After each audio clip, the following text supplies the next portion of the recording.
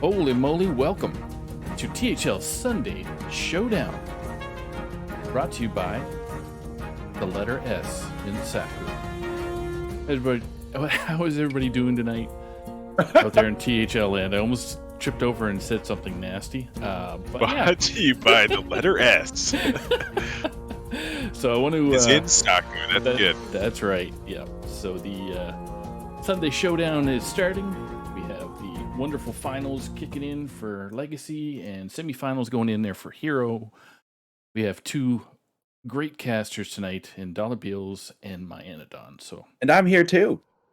That Dollar Bills guy, the D in Dollar Bills.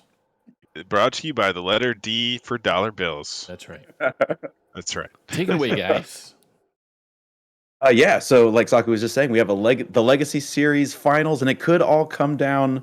We are going to know the end result of Agent P, Ellie, and the Light Showers versus Device Brotherhood tonight. It will either be decided in our first match, Nails versus Classy Thug, or if Classy Thug is able to clench that win out, then it's going to come all the way down to our final match of the evening, Agent PWE versus Wild 9. And in the middle there of this Legacy sandwich, there is the Hero Series betwixt Roadrunner and Dr. Fish. So it's all postseason here, gentlemen. It's all postseason.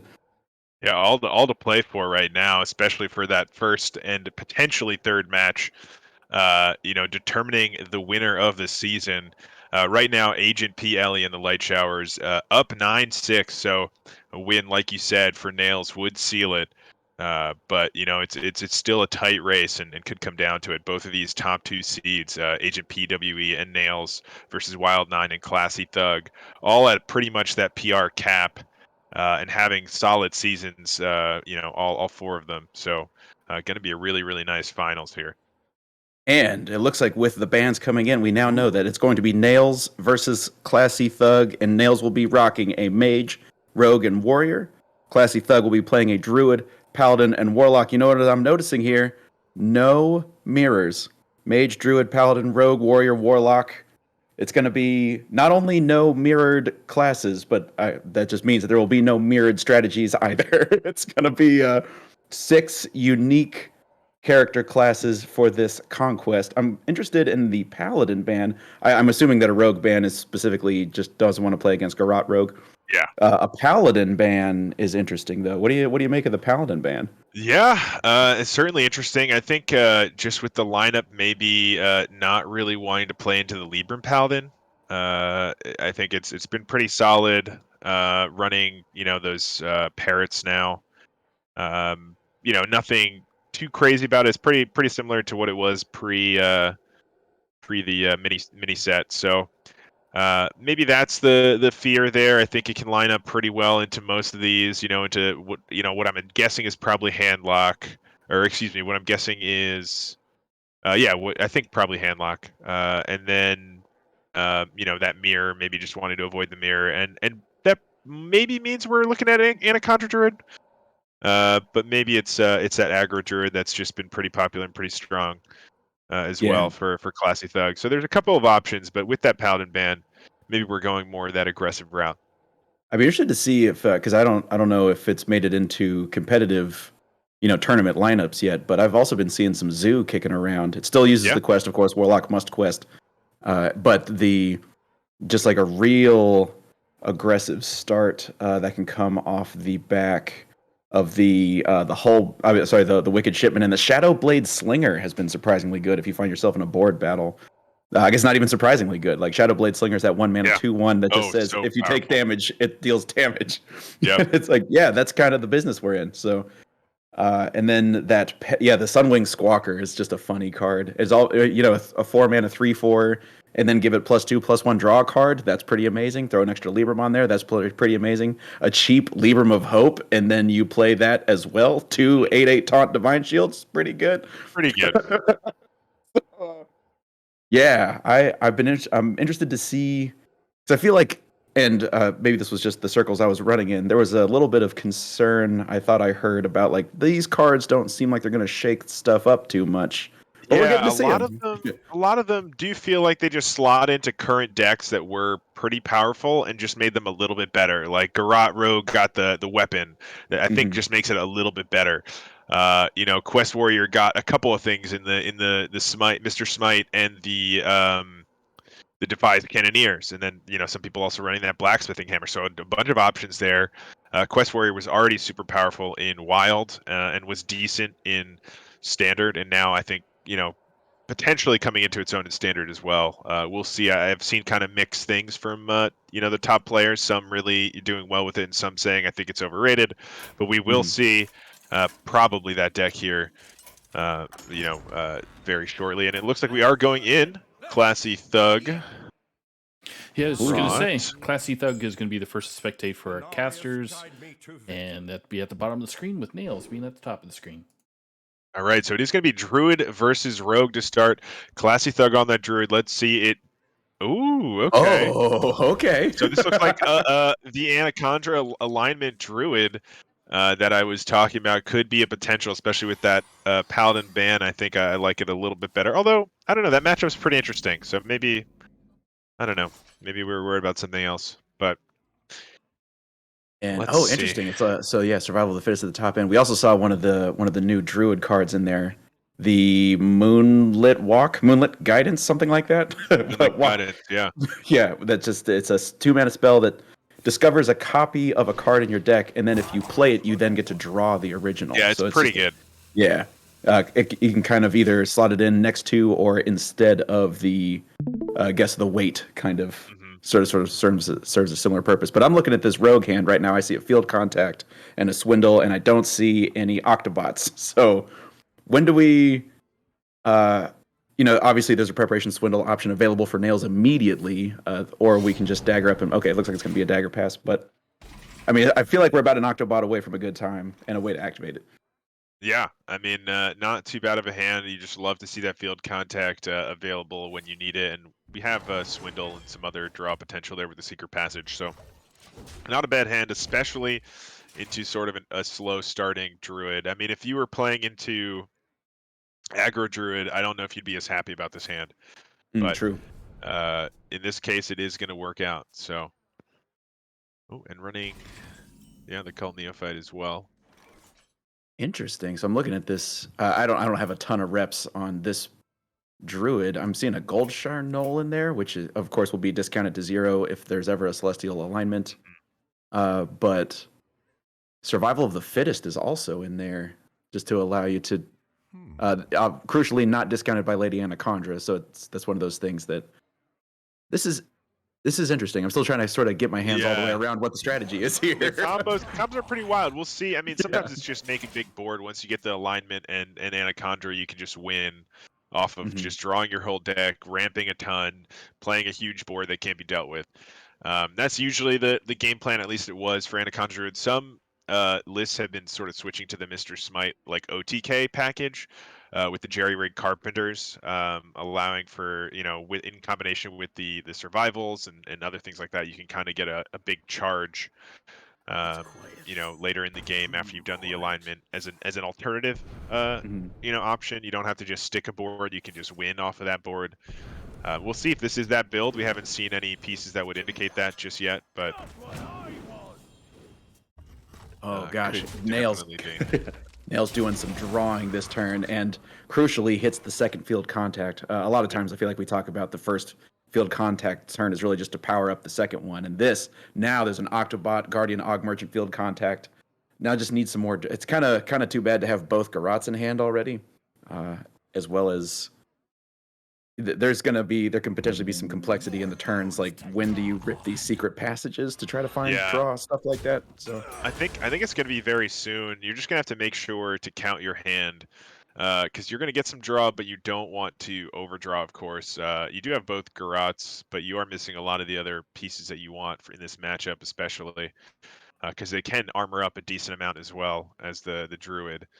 So you want to make sure you have your maximum damage potential if you can.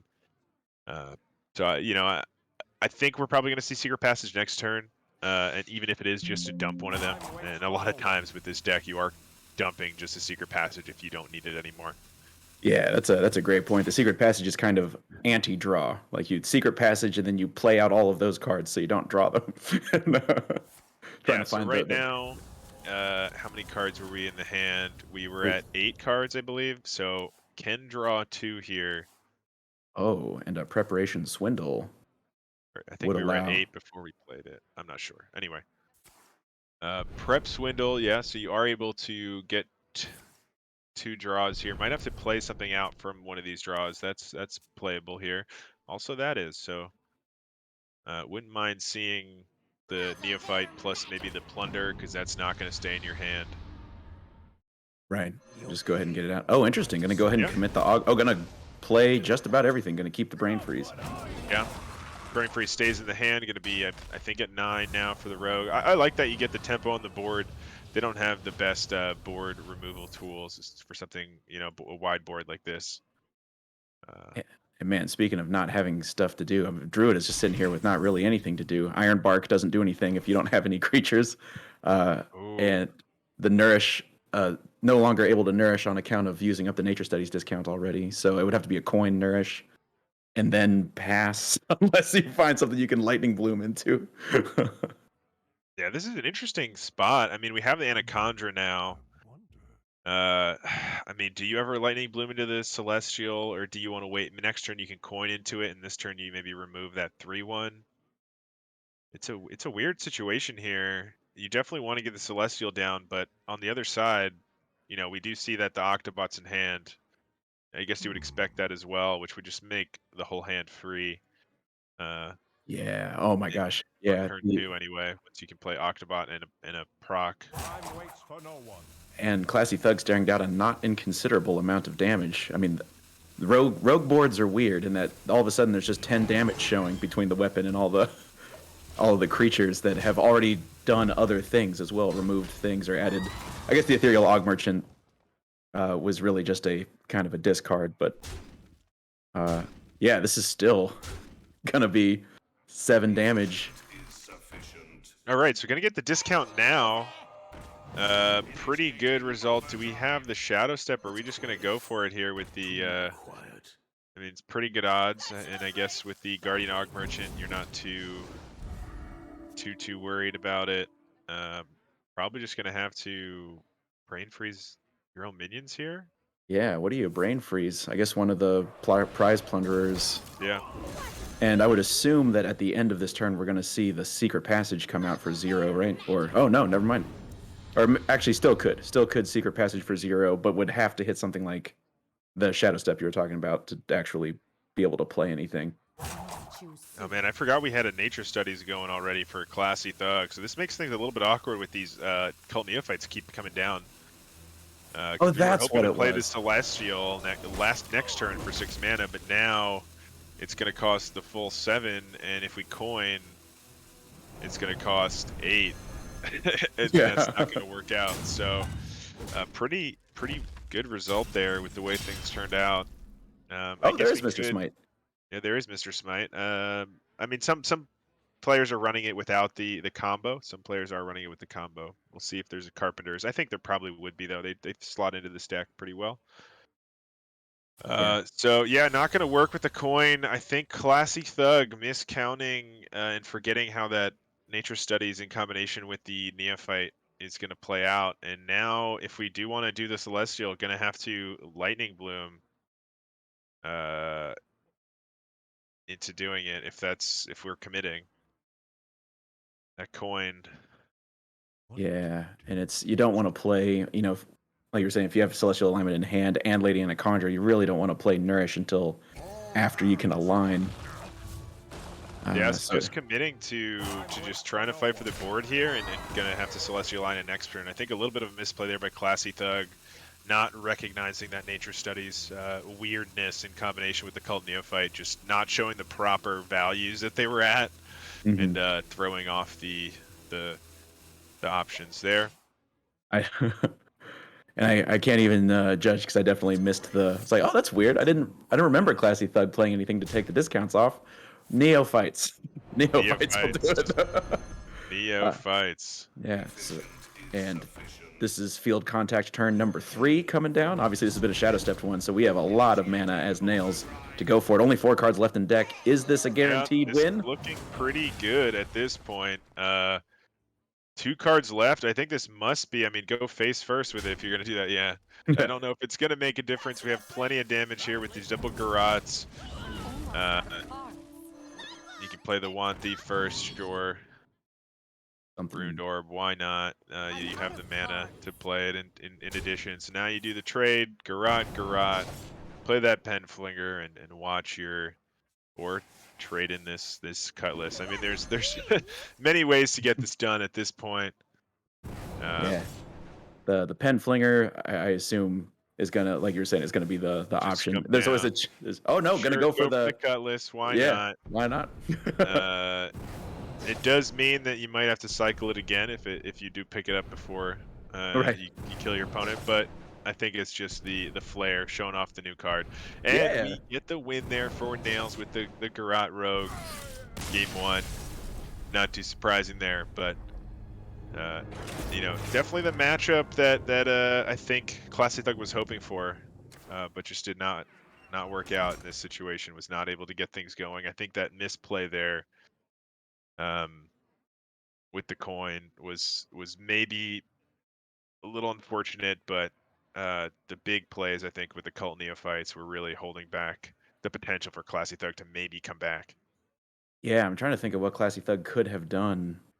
Because Nails really just did a good job of continuing to grab resources from the deck whilst using those disruption tools. Didn't end up having to Shadow Step the Cult Neophytes after all, or anything like that. Just 2 turns of Neophyte disruption was enough to slow Classy Thug down, especially on those crucial Lightning Bloom into Celestial Alignment turns, and then Natural Alignment.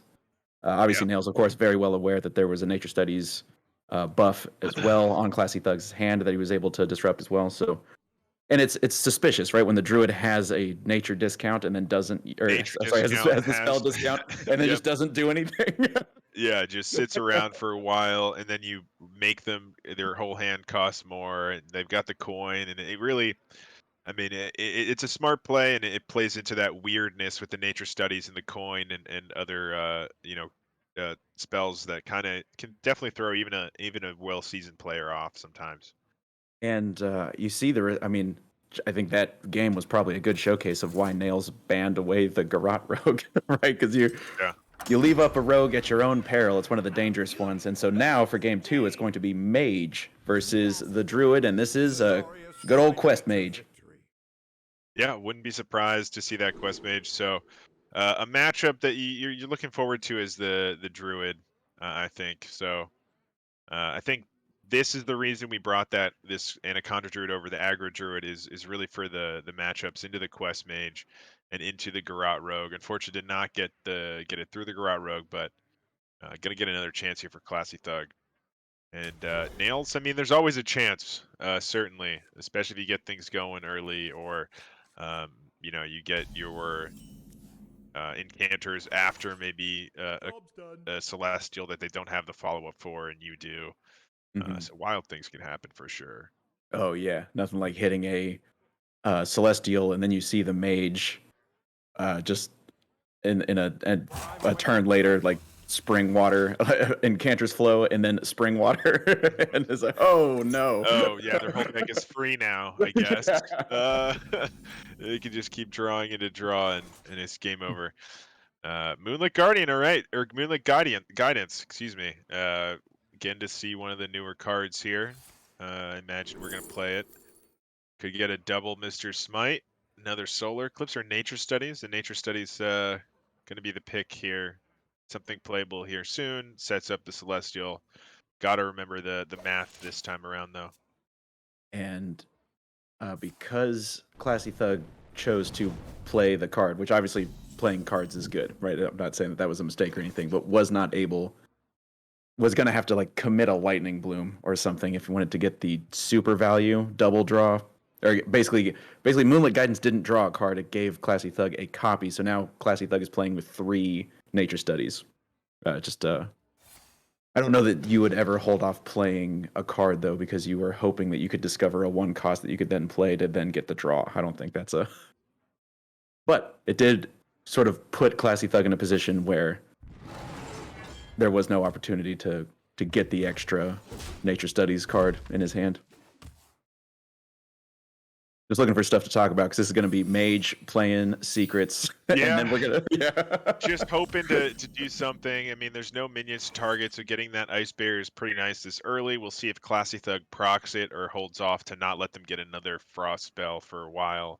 That's the big hang up usually for the mage in matchups like this where you're not seeing any board for a while. Although, sometimes you can find some of your own minions to hit with some of your ice spells. And this But is right going now, to feature one of my favorite modern day meta game mage moves that I've told everyone who I've gotten to try this game out not to do. Turn 4 fireball to the face. a couple of options here. I mean, it could certainly happen. It definitely could come out here, but on the other side, Best in Shell, Cenarian Ward, Celestial, already with one Celestial in hand. Cenarian Ward getting another version of that when you're planning to Celestial is not bad, but if you want to just trade into something multicaster, hold up. Oh, interesting. I guess there's Arcane in Nature, so that draws. And it's a pirate, critically a pirate. I think that's the reasoning here. Oh, yeah. It allows you for more of that OTK craziness with Mr. Smite, and it does draw things, and it kind of Yes. it can be pretty interesting. But yeah, there you go. So it is going to be that fireball, but first we're gonna start off with that spring water. Still hasn't been able to find an Encanter's Flow, and actually Could needs. set up Yeah. the Celestial for next turn here with the Nature Studies. Yeah. As Classy Thug, what's your concern level about a not yet played Encanter's Flow? I mean, Yeah. your deck is an alignment deck, though, right? And this hand is an alignment hand, it looks like. So I think the longer you wait, the higher the chances. So true.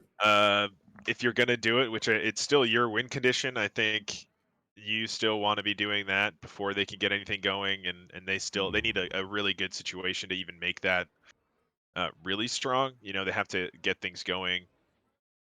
I mean, you could hold off if you want, but I'd like to probably see it. Yeah, and so that means, there's that Nature Studies you were talking about. Wild Growth also Ooh. works to set that up.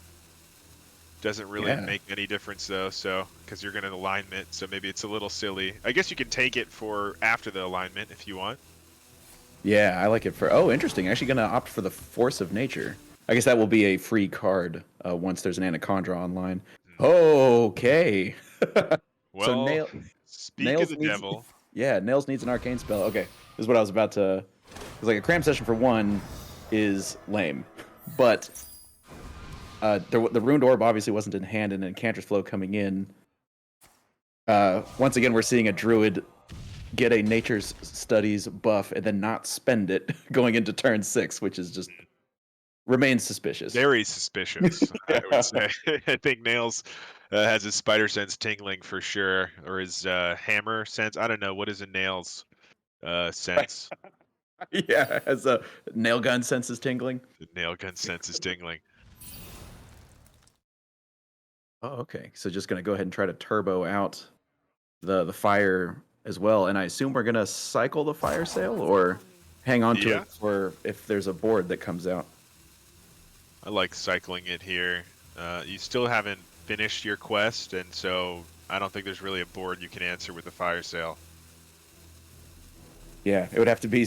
I guess it would have to be Glowfly Swarm or Force of Nature. Force of Nature, yeah. and it would have to come off a discovery, I would assume, because like you're saying, fire sale does not work against Best in Shell sized creatures.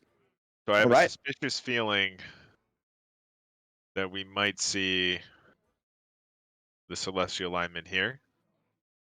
Yeah, I mean, it just seems like. Still no Anaconda, but we have the Malagos, we have the Ramp and the Nourish, we have the double Lightning Bloom, which essentially acts as one ramp once we've hit that alignment. Do you ever make this a huge turn? Celestial Alignment, Lightning Bloom, Nourish for crystals, like. Well, you can't. Go. You won't be able to Lightning Bloom after you alignment. You don't have the mana for it. Oh, that's right, because Lightning Bloom will cost 1. That's right. Man, always cramping my ability to do rad stuff. That's probably okay, though. I think we will see that ramp next turn into some shenanigans. How many different spell schools have we cast this game, by the way? I guess it's mostly nature in this deck. Is there anything else? Yeah, we've actually seen an arcane Arcane. and a Oh, nature. Yeah. alignment. Yeah, so that's hmm 2 draws. That's not bad option after you've ramped. There's that Jerry Rig Carpenter. So this is definitely a sort of OTK build. Um, we're seeing, I think, got to ramp first, though. Yeah, I See mean what's what. it's got to be Ramposaurus time. Rampasaurus time. Yeah. I guess is there? I'm trying to figure out exactly because this seems like a turn where you kind of gotta go. I guess you don't have to rush though, but it No, seems I like think you can wait a turn. it's well, not go like combo time, but there's going to be a lot of card animations. You're going to draw a lot. It seems like hmm. this could potentially be like a high actions per minute turn, but maybe not. Maybe it can be Yeah. kind of chill. This should draw the other nourish, yeah, and then you can ramp and use it to draw as well. Ooh, Nice pickup there with the yeah. Carpenter. Multicaster coming down as well, so going to get those 2 draws. Overgrowth can ramp even more, or just play the Cenarian Ward to build the strongest board. Yeah, coming up against the rope here. Okay, it's going to go Force for of Nature. Saw the fire sale get tossed. It was a discovered one, but and there's the fire sale off the top. So gonna have a nice answer here and quest completion. Do we have the flurry? I'm assuming we're gonna see that flurry come down just to get that quest going. Then the fire sale. Yeah. I'm oh my gosh, we hit a 0 mana refreshing spring water. That's amazing. The only downside for nails right now is, of course, anything that gets discovered is full cost, and of Oh course, boy. Varden, Rigged Varden fair Dawngrasp. game. Just running rigged fair game. Oh, interesting. Yeah, Varden is still going to cost 5, and so nails is still several turns away, even once the quest is complete, from being able to actually get the benefit from. Well, the Contra Mana Biscuit. Oh, it only refreshes crystals, right? So Right. not gonna allow you to over. So yeah, still a few turns away, but gonna be able to get the Dawn Grasp in hand right now. It's a big turn there, but still a ways away from playing it. I wonder if Nails is going to play the rigged fair game. Oh, interesting. Yeah. Yeah. I guess going to Rigged fair discard game something. does Okay. come down. If the rigged fair game goes off, Nails will mill something, but that probably doesn't matter. And Yeah, probably not the biggest concern. yeah, All right, a lot of options here. I mean, I think we just got to start going here as Classy Thug. Like you said, this is one of those turns where we got to get moving. We're probably going to play this Malagos to fill our hand after we've dumped a lot of our hand. Oh, we're starting off with the Enrich here from that Nourish. choosing to Not go very for the nice. armor. Could go for the Solar Cenarian here. Yeah, if Feral Rage picks up armor, then I would expect double Cenarian Ward. Is there any OTK considerations where you need the Solar Eclipse to double up something on your smite? There probably is something, but I think with this kind of hand and they don't have the chance to play Dawn Grasp for a while. True. You kind of just want to smork. They're not going to be able to clear a board with too much health as is, so I like kind of going for it. We have, I mean, there is a world where you Lunar Eclipse your Grom just to get more damage. Oh yeah. But here comes that Celestial Alignment, so back to 1 mana, but we have that second Incanters, so can just set everything back to 0, but that would be the whole turn, and no really good answer. The Dawngrasp can come down, but that's not going to answer this board. Yeah, and this fire sale is meager. It's not going to clear a single creature. Yeah, I mean, maybe you just have to play the Dawngrasp and hope that you're not dead, so you can fire sale next turn to do something. But you know, we know what's left here is that rigged fair game. Maybe is Ice Barrier enough to keep you alive? Because if you Uh, Ice Barrier this turn, then next turn you can Dawn Grasp and Fire Sale for 6. That doesn't clear the Grom though, or Yeah. the So Malagos. Nails can see 30 damage. Of course, we can see that there's a survival of the fittest in hand, but Yeah, no way I to mean, get the Grom to get procced here. So doesn't survival of the fittest just win the game? no mana. We had double Lightning Bloom last turn, and Oh, then we are we did overloaded. the Celestial, so we had no mana to play with. God, mana again preventing me from doing rad stuff all the time. Yeah, I mean, if we had mana, we could have just hit the Lunar Eclipse on the Grom as well for that lethal. I kind of wanted to see it last turn, but I think the Celestial is probably correct. Mhm. But couldn't we could have Lunar Eclipsed and Celestial, right? Yeah, so that would have been the play. You should have Lunared the Grom, hit the face with that extra damage, and then Celestial, and there was no answer. I don't think it's going to Okay. matter here, but I think that was the guaranteed play, and they would have been dead here as well, because that would have been more than that 3 damage differential. And that But is going to be the win for the Druid, and Yeah. at least so now, I mean, it's a 1-1 series, but as you mentioned, and sort of going to a larger theme, not every win in Conquest is equal, right? Like the getting a win with Garrote Rogue for folks who are really good at it, for example, is when you expect to get the win. You mentioned that the Druid was looking to go into rogues and mages, so beating the mage is kind of expected. I'm interested to see which, because I would expect mage can sometimes have some hard times. But then again, against board-based strategies, a lot of times they're able to just sort of cleanly find a win. I'm interested to see what the sort of fourth deck bring for both of these players, how they're going to fare. I'm not exactly sure which one would be the sort of the fourth deck option. You know, like which Yeah. one between Mage Warrior, Paladin, Warlock, which of those do you expect to struggle? You know, I really, I think into this lineup with what we have left, the Paladin and the Warlock, I think it's going to be that Warrior if we're going to see that Quest Warrior. I think that one's going to potentially struggle here, into specifically those two. Which That's a Rattlecore. Yeah. Okay. Okay. So maybe not Quest. I guess it is Quest, but big Quest. Yeah, it's like a control quest. Yeah. Or I don't like know a if that's slower just quest. Yeah. the Rattlegore slots in there. I mean, for whatever reason, I don't know. I mean, that's an interesting one because everything That's else seems pretty normal for Pirate Warrior so far. yeah. Stormwind Freebooter, great. Oh, Oh, Gruntak, Sourfang and Brawl. a Brawl. Oh yeah, Wow. Sour Fang. That's what I meant. So, and then meanwhile on, oh, sorry, Classy Thug. But sorry, not sorry. You only get one pack mule. But we won't have to regame. Oh, perfect. Yeah. What a treat for us. And it, So this is looking like a secret Libram, I would guess, or just like secret aggro. yeah, I haven't seen any Libram discounters yet, but I would. No, not yet. That's definitely what I expect. Oh, there's the Battlegrounds Battlemaster. Still no Libram stuff. I didn't know you could do Paladin without Librams right now. I thought it was just sort of There was an aggro paladin going around that I saw that would seem pretty good. So this might be that list.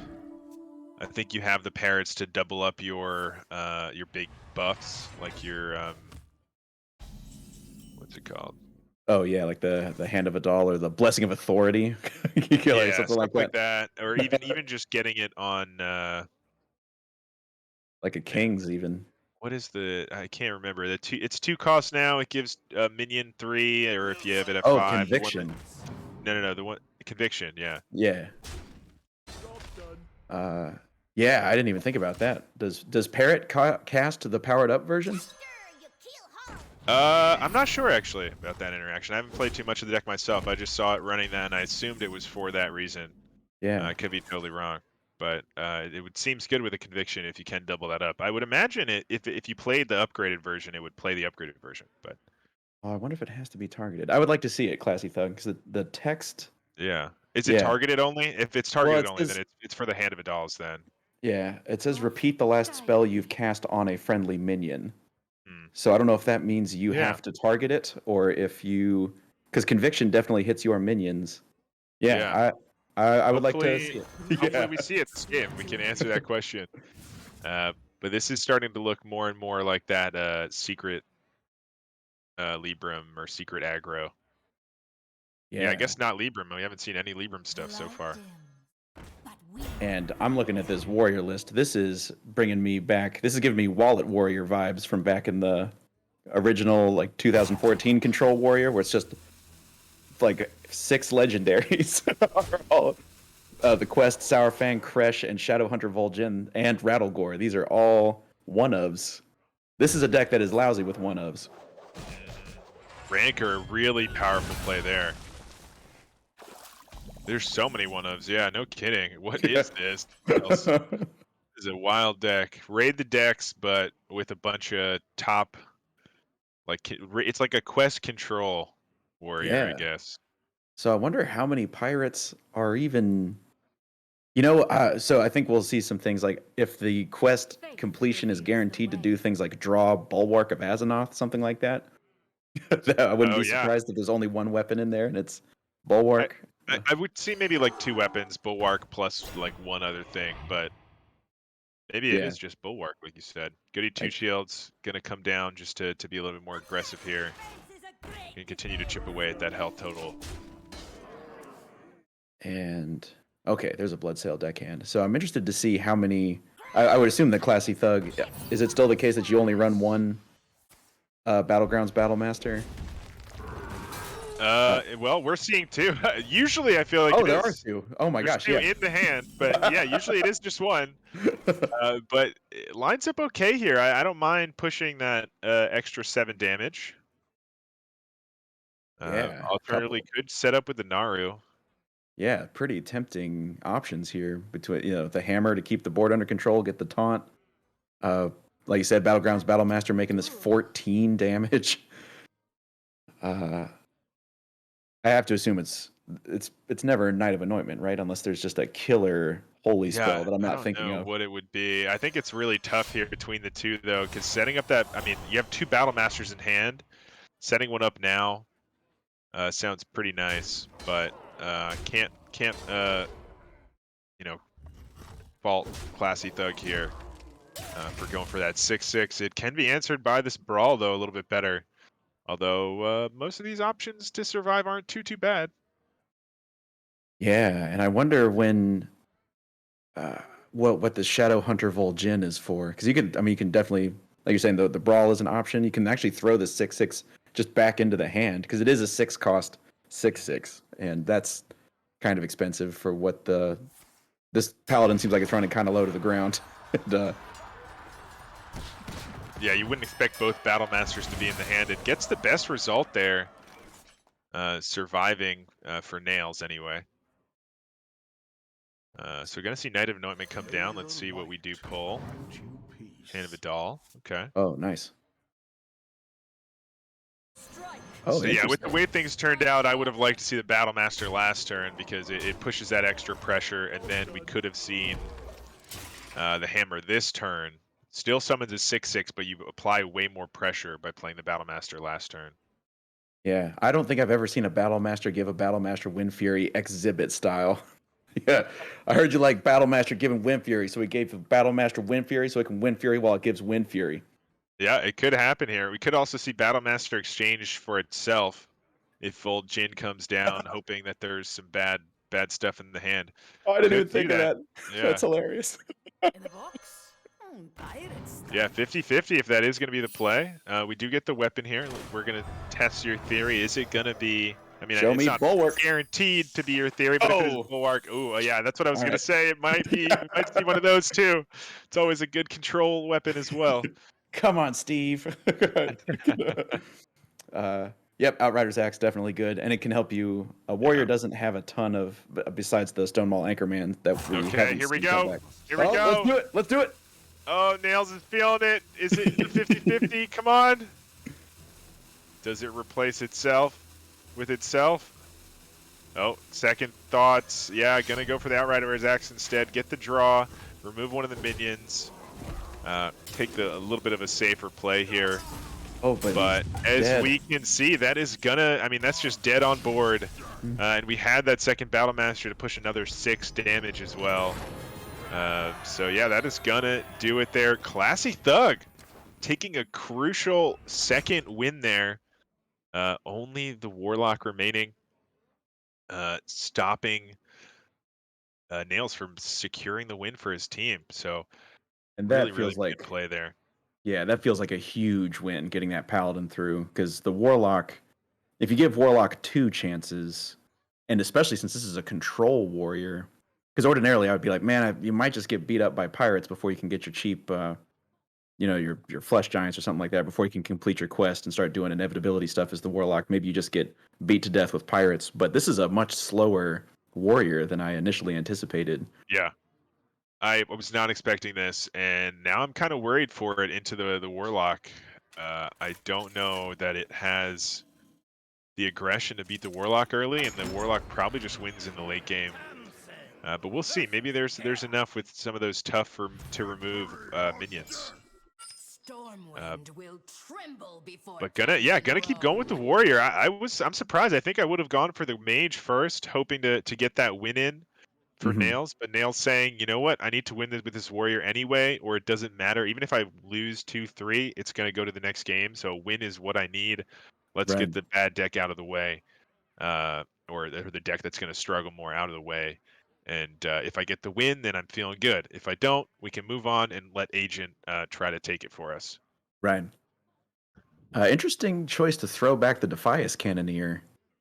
Just with the way that this deck is constructed, I'm starting to get the sense that there might not be that many pirates just in the list. And if your goal is to get the Dreadnought online, then it seems like you might just play out the Defias Cannoneer as a 3-mana 3/3 advance the quest. But did not opt to do that and opted to throw it back and got back. Headmaster Kel'Thuzad is in this list. Wow, I am just every card we see is it's just another surprise. This is a lot of fun though.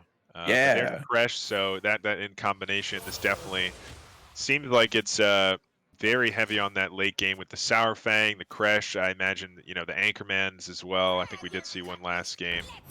Mhm. So Yeah. going to be slower to complete the quest, but has a lot more of that late game potential. So that means there's only room for what, like 10 pirates in here, and you need 7 to fully complete the quest. If I'm Yeah, I'm wondering. I 3, mean, 4, 5, 6, you're 7, running yeah. the deckhands, you're running the scamps, you're running the cargo guards, you're running the anchorman. So I mean, I don't know. That could be like, I could see 12 pirates in there, right? You got double deckhand, double scamp, double freebooter. We've seen freebooters, double cargo guard, double of the new guy, Mm-hmm. and then double anchorman, right? Maybe sword eaters in there too. I don't know. I'm not sure, but Yeah, and those are the sort of the pirates that, so that means there's probably not room for the sword eaters, like you're saying. There's probably no room for the freebooter. I think we And saw freebooter though, didn't we? the 2-mana 2/2 that deals 2 damage if you have a weapon. No. The freebooter's the 3 mana. Oh, what's the name of the guy that deals 2 damage if you have a weapon? Good question. I forgot. Whatever that one is. Harbor, is that Harbor Scamp? No, is it? No, No, Harbor that's Scamp's the 2 cost. The this other yeah 2 cost. yeah this 2-mana card I'm thinking of. He says, "I'm here for the gold," and he deals 2 damage if you have a Fog weapon. Sail freebooter. They're both freebooters. Oh, they're both There freebooters. you go. Okay. We're talking in circles. Sorry, everybody. But we do have. It looks like we're gonna just rip out the touch right now. Get that heal. Probably in combination with this Cult Neophyte. Although into the Outrider's Axe not too appealing, so gonna hold it back maybe.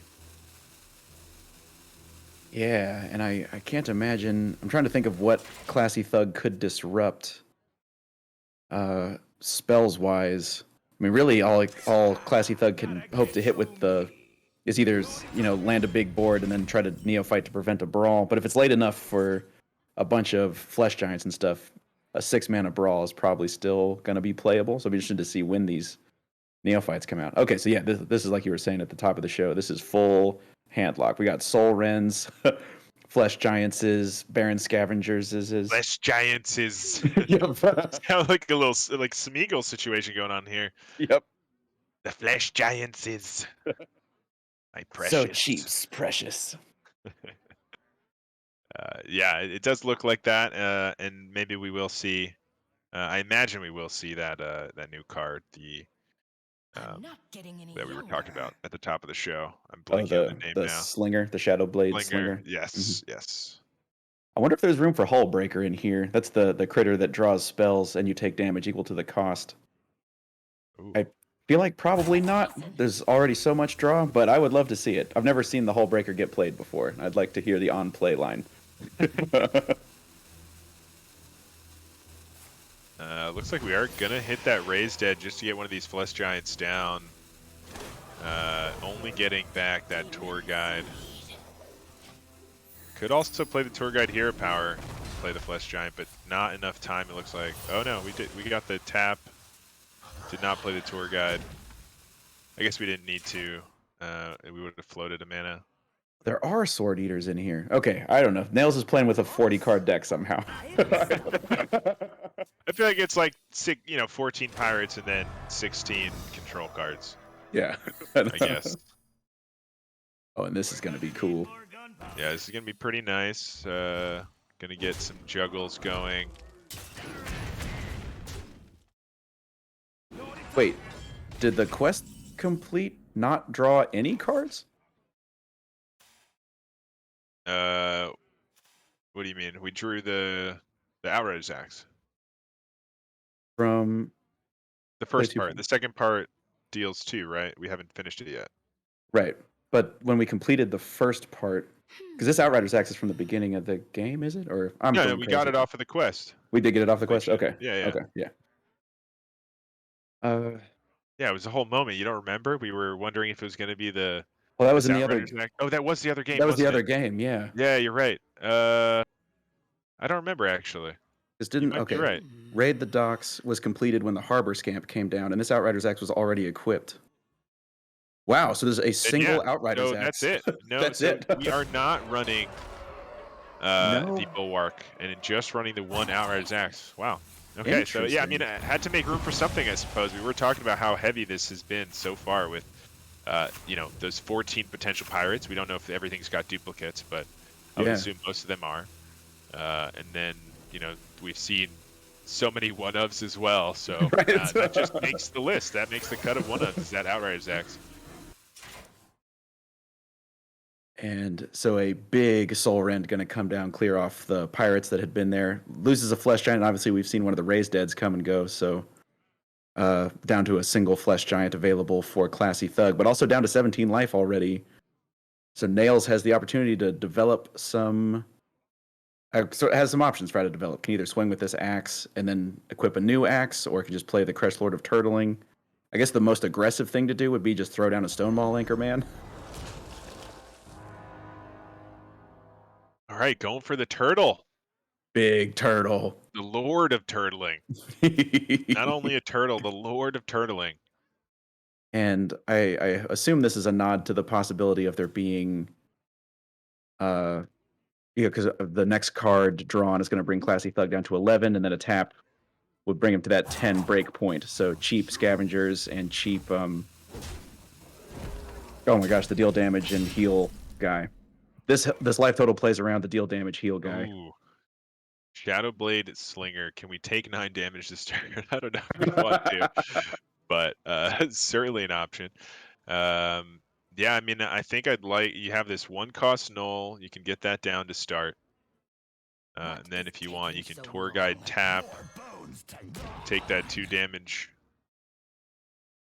Yeah, and if your tour guide tap gets you into like a backfire or something, then although we're getting dangerously low.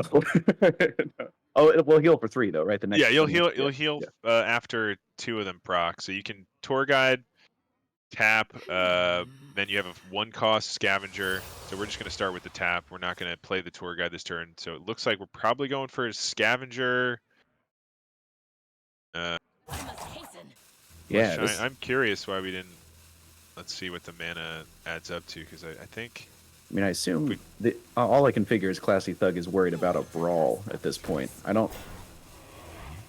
Yeah, because I don't know why else you wouldn't. Yeah, why you would hold back the Tour Guide. I guess that would be the reason, but we're going to play it now, and then Mortal Coil it to protect our board a little bit. I like that. Oh, okay, yeah, clever.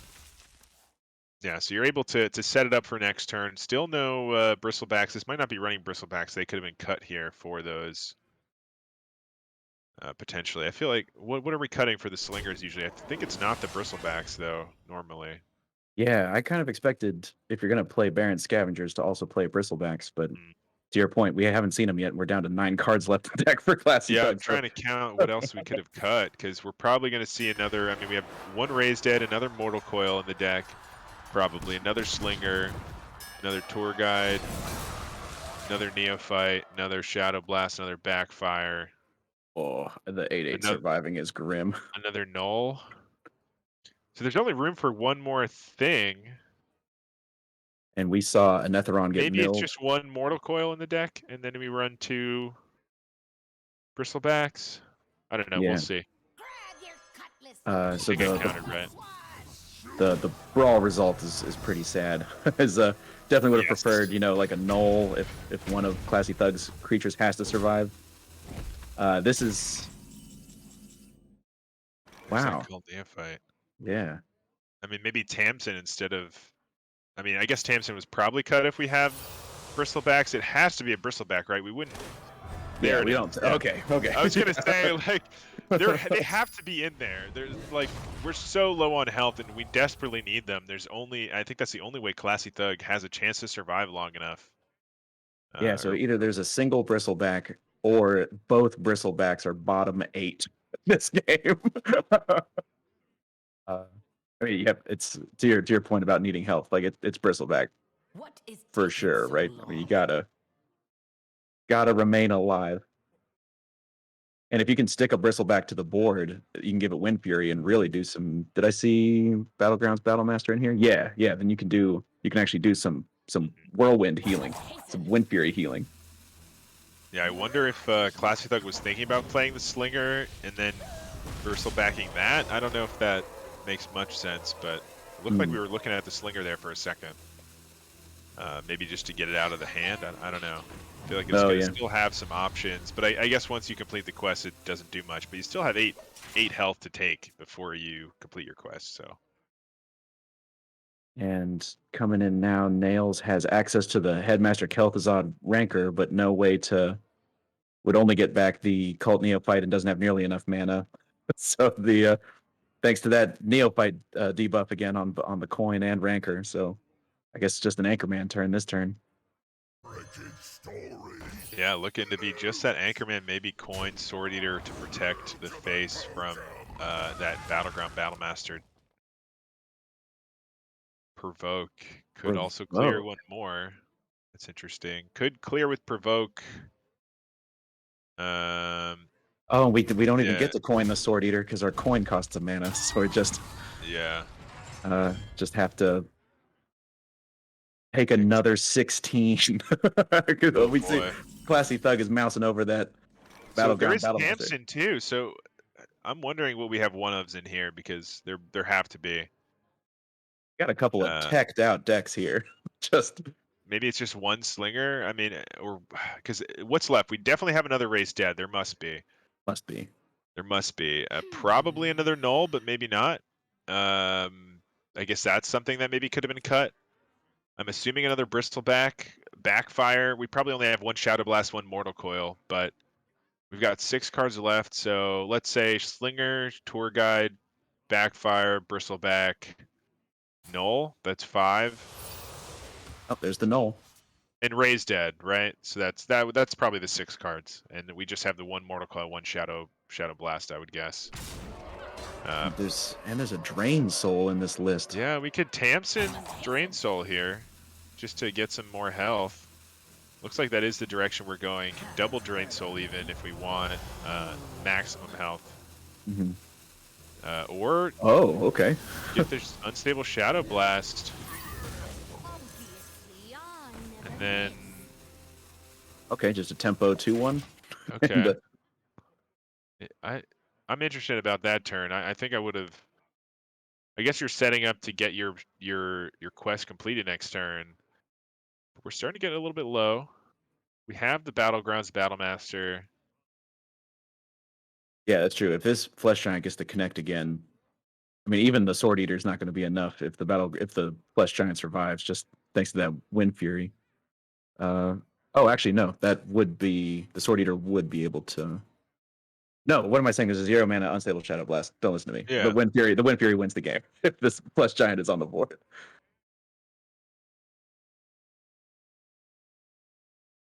Yeah, I still think if we had done it the other way with the Drained Soul, we would have had enough with the Shadow Blast in hand for 2 mana. So I'm wondering why we just chose to take the damage instead. I don't think this game is going to come down to actually completing the quest for the Warlock, but maybe it still will. We do have the Provoke here, so gonna clear off the Flesh Giant. And safely gets the Juggernaut on the board. Yeah. Relatively safely. So we could complete the quest with tap Shadow Blast, but we would be in pretty rough shape. yeah, same problem with Backfire, because you could Backfire into the quest complete. Oh, actually, no. Would you mill the quest reward? You would mill the quest reward. Don't do that. Don't do that. So it looks like it is going to be that Shadow Blast here to complete the quest. Gonna drop the Null first, protect the health a little bit more once we are done. But we're looking at 3 damage on board. All right, I guess it depends on what the weapon's going to be. It doesn't have to be 3. It could be more or less. But double shots plus potential damage maybe is a consideration here. I think you...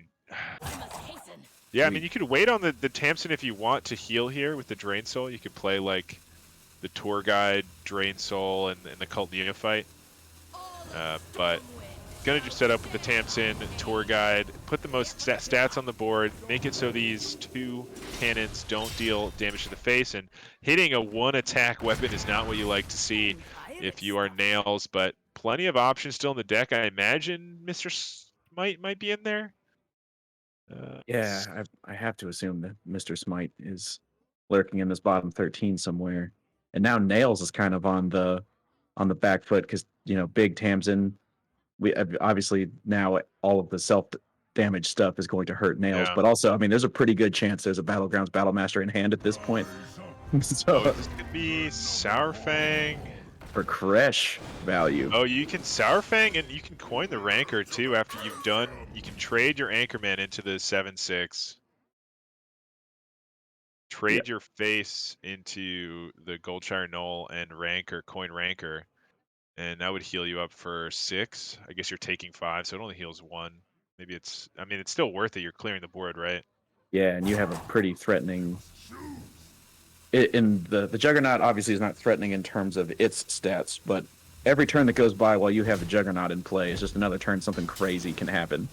Yeah, so it's going to be that coin Rancor. Going to heal up that extra 6 here. Get it to a nice, comfortable position. 18 health. Going to be tough to do here, even with that quest completed. But we can get started here with the life tap. We got the Raised Dead. We got double backfire. I mean, maybe it's possible.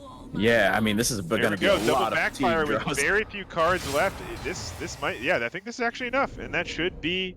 I don't know what I was talking about. I knew there was double backfire. I said it earlier. So yeah, that does confirm that the one-ofs are that Unstable Shadow Blast and the Mortal Coil, but that is going to be the win for Classy Thug. And Nails not able to get it. That does mean we will have a final series later tonight. To conclude the Legacy Championship, going all the way down to the 5th match. Later tonight, Agent PWE versus Wild 9. But for now, congratulations to Classy Thug, keeping his team in it here in the finals. And that's what you love to see, right? Going to match 5 between the 2 folks in the finals, right? It's Super Bowl, World Series, Stanley Cup, whatever the version of that for Formula 1 is. It's the big show, and so having it come all the way down to the 2, first position players. Obviously, well played to both to Nails, and nice work to Classy Thug being able to clinch it out. I'm intrigued by that warrior. I wonder what the. I'd be interested to know what the. Oh, sorry about that. Let me reset my bus, and I will turn it over to you for the. Hey, congratulations! No worries. Congratulations. That is a huge win for you and your team. Gotta feel nice to keep your team in it. A loss there would have been it on a really nice season, but now you guys are still in it. Anything, first of all, thoughts on that match, and how do you feel coming out of there?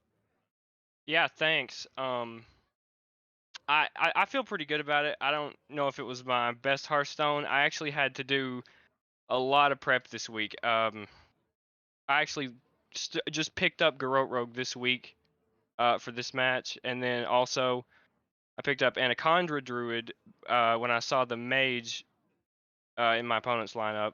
So lot of new stuff on top of the mini set coming out. So uh, overall, I'm pretty pleased with how it went. I'm really glad to keep the team in it. And I'm just glad I didn't blow it. Honestly, I was really worried with all that prep and doing some unfamiliar stuff that it wasn't gonna pan out for me, but it did in the end. So yeah. Yeah, absolutely. And let's talk a little bit about those deck choices. I know we just had that mini set drop, so that Warlock, I think not too surprising. That's been a deck for a while, just kind of slotted in those slingers. Um, but you did go with that sort of aggro paladin. I've seen a little bit of that early in the new mini set. Haven't seen as much of it the past couple days, but you must have felt that it lined up pretty well with that aggro secret list. But Yeah. what did you think about that warrior? Was that something you were expecting? That was a very interesting build there from Nails. Yeah, Warrior was wild. Um. To be honest with you, I looked at all the warriors and I was I just had a feeling that it was going to be a more controlling version. Uh, a little bit of the hype's died down around the aggro quest version. As the weeks gone on, and it just seemed like that controlling version was a little bit more popular with higher level players and Yeah. stuff like that. So I kind of expected it was either going to be Big Warrior or that. Uh, but for the most part, with the original lineup I wanted to bring, which is a lot more standard stuff that you see on Lattimore, it all lined up pretty well against Warrior, so I wasn't really worried about it. And then when I pivoted my strategy to try to bully the Mage a little bit, which is why I went with the Paladin, um, it still it did okay. Warlock was favored against it. Paladin was close enough. It was decent, and then I wasn't trying to beat it with Anaconda Druid, so. Mhm. Yeah, and tell me a little bit about that ban as well. I wasn't expecting necessarily a paladin ban, but I guess you were, because of the Anaconda Druid. Maybe you were feeling that Uh, you wanted to get rid of the paladin since you pivoted that way. yeah, exactly. That was a terrible matchup for Anaconda Druid. It's not great against Warlock either. The Warlock I felt like with the lineup my opponent brought was my weakest link, honestly. So I just got the Paladin out of there and said, okay, we're gonna try to bully this Mage around. Yeah, and you were able to get a win into that mage, and I think really that warrior for them struggled a little bit towards the end as well. I think they were hoping to sneak it in, but you had that nice play with that more aggressive paladin. I think if it was more of a Libram build, maybe uh, they were lined up a little bit better. But playing into that, you managed to get the win, and congratulations there. Any other thoughts there for, I guess, your team, your teammates? I know, of course, we have that final match coming up later tonight. Yeah, I'm excited. I feel good about it. This is my first season in THL, and it's gone great. I've had a great time. I think my team's awesome. We did a lot of prep work this week. We've constantly been talking, working on strategies and practicing together, and it's just been really great. And either way it goes, it's been a lot of fun. Awesome. Well, great job once again, and we'll see your teammate here later on, along with Nail's teammate, to duke it out for that final match of the finals of the Legacy Series, season 19. Wow, I can't believe it's season 19. We've been going for a while, but yeah. So stay tuned. We do have another match coming up here shortly. Thanks again for joining us, Classy Thug. Well Thank you played. guys. And good luck to your team and also to Agent PLE. We'll see them a little bit later.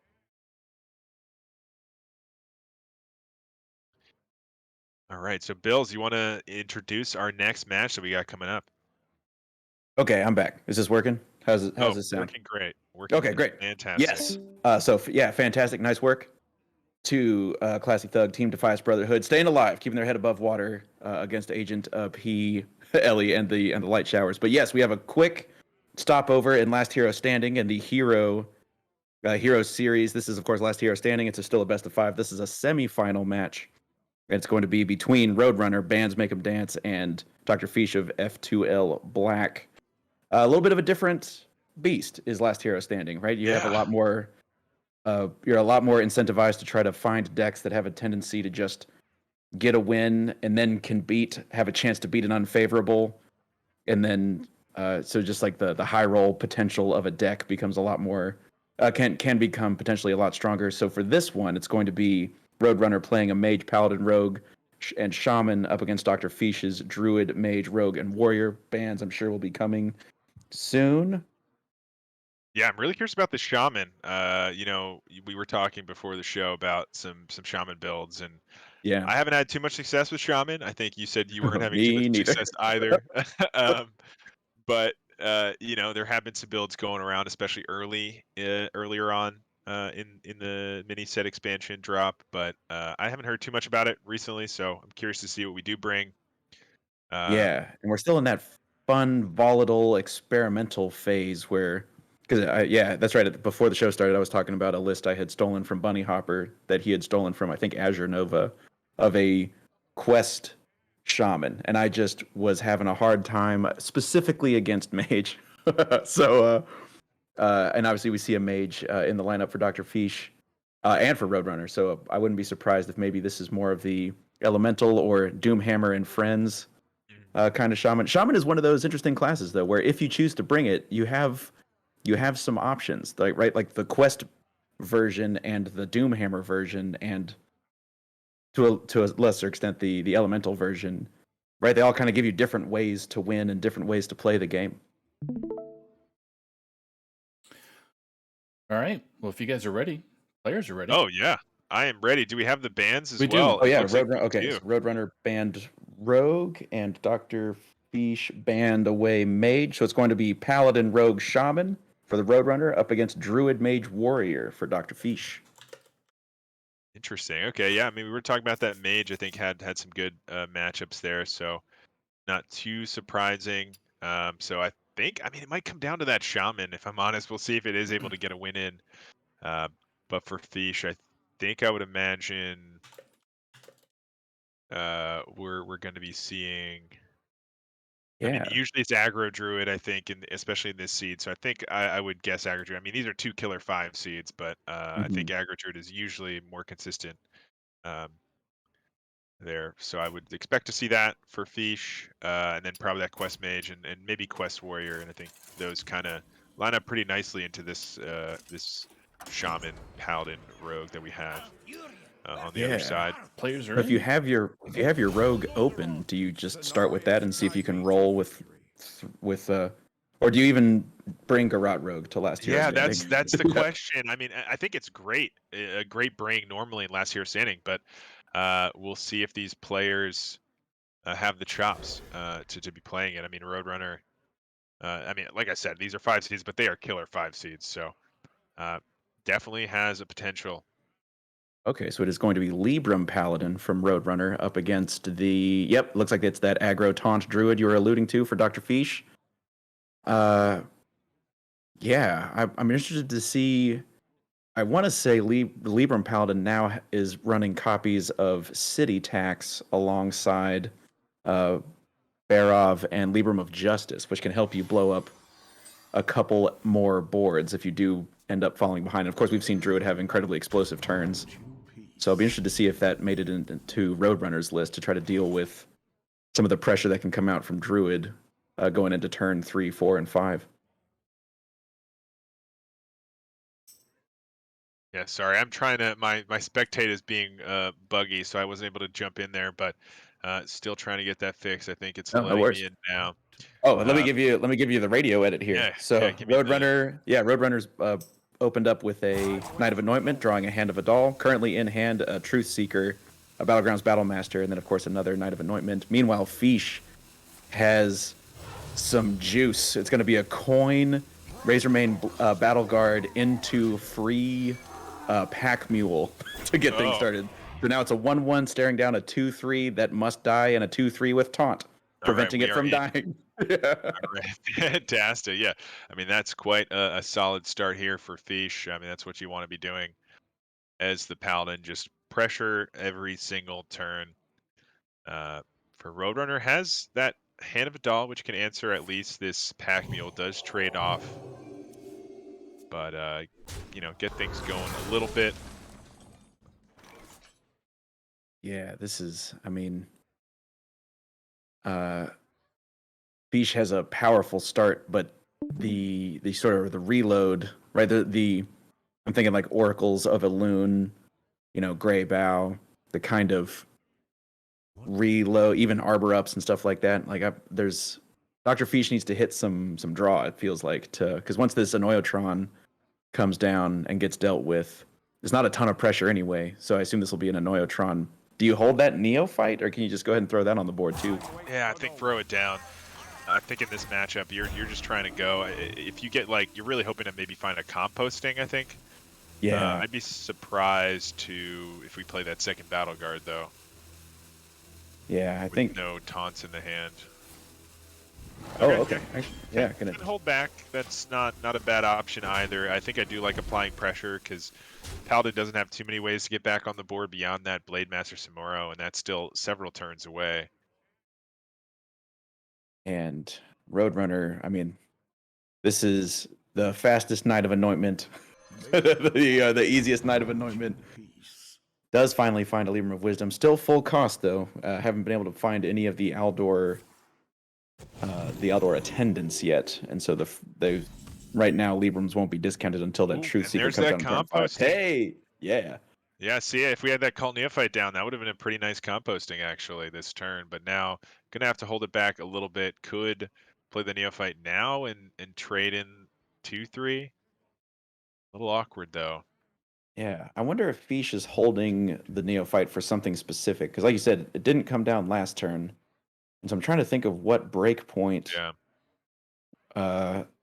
I mean, because you can protect yourself from a Libram of Justice board for one or not a Libram. You can protect your board from a Libram of Justice for one turn. Yeah, wow.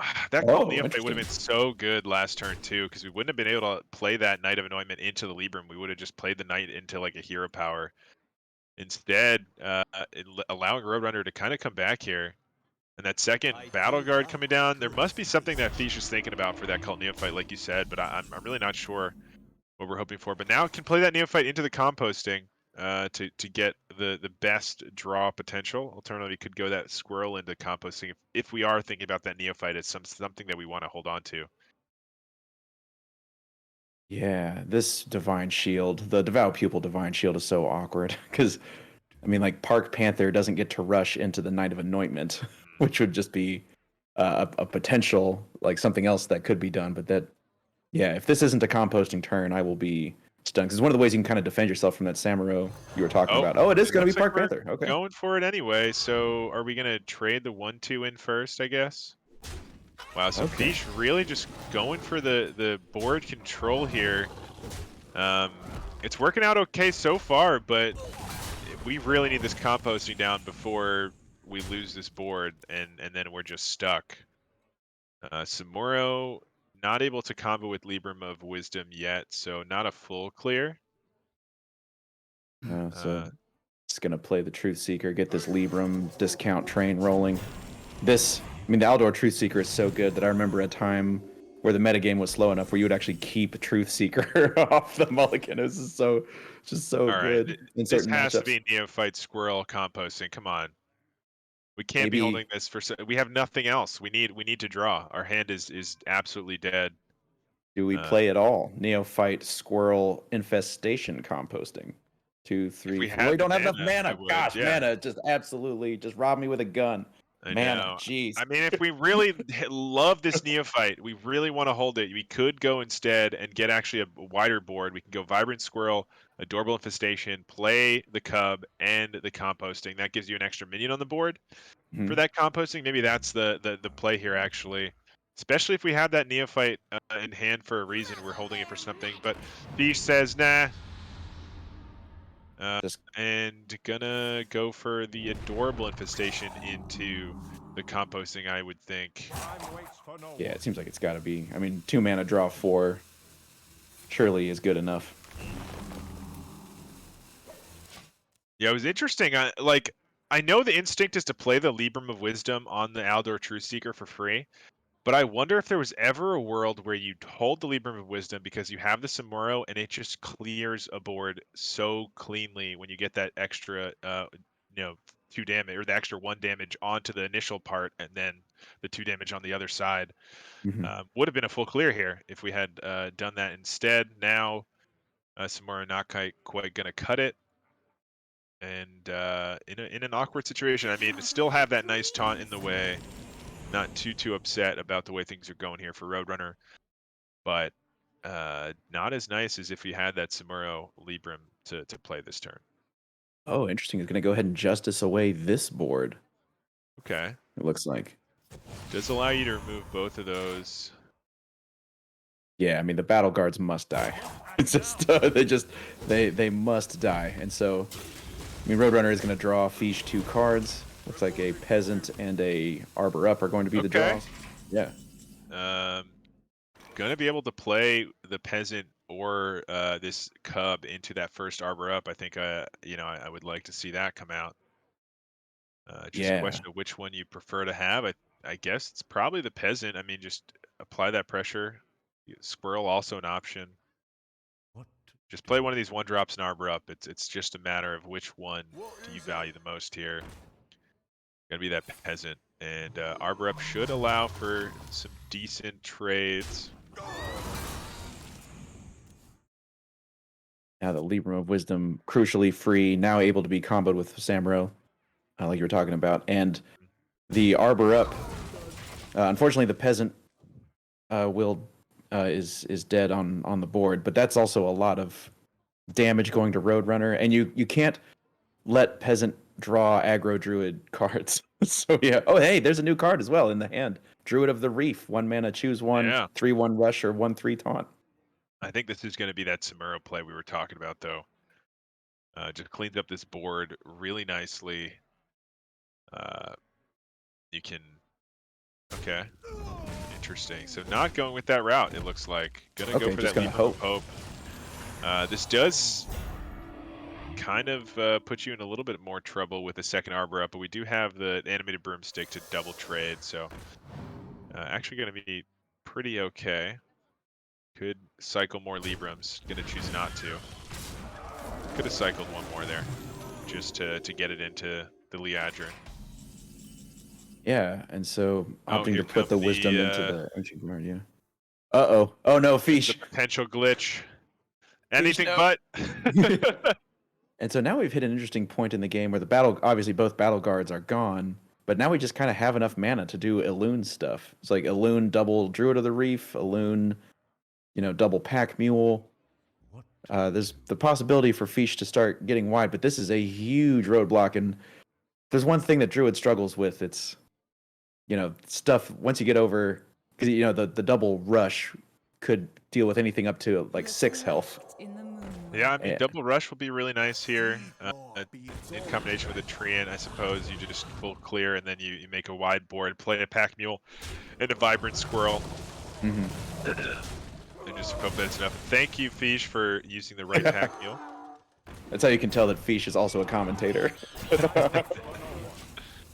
This is a wide board. Yeah, we do have the Samuro that's going to clear off a good portion of this, though, with that Libram. Yeah, and actually, what's loaded up into this Liadrin? A couple Librams Hope of Wisdom, and then, 1 Hope and a Hand of a Doll. And a Hand of a Doll. Okay. Yeah, could have loaded up with one more Libram, but I think that's it. Maybe. And so, yeah, this is just too good. Yeah, I mean, this is a very nice clear. You get pretty much everything but that. Unfortunately, the Oracle survives. But that's the only one that survives, and I think you'll just have to take it and hope that the board doesn't get out of hand once again. We do know that there's that Cub and another pack mule that's going to protect this Oracle for some more turns, but I'm assuming we're probably going to get. Yeah, we're probably gonna have to regame here in a second. Yep. Yeah, actually, gosh, this turn, Fish can actually Marsul Cub, Bugged Pack Mule, and Arbor up, and just make a super big wide board. Now that a Libram of Justice has come and gone, and the Samuro has been used, I think there's just one more Justice and Robes of Protection being in the tech slot. I think I have to re-spectate here. Let me. Yeah, I think so as well. Yeah. But I wouldn't be surprised if once we get back into this game, there is a wide board on the Fish side of town.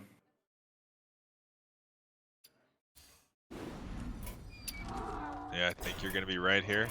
Respecking. How long's that bug been in the game? You'd think? I mean, at this point, it feels like it's been in here for about 4 years. Okay, so yep, Pack Mule.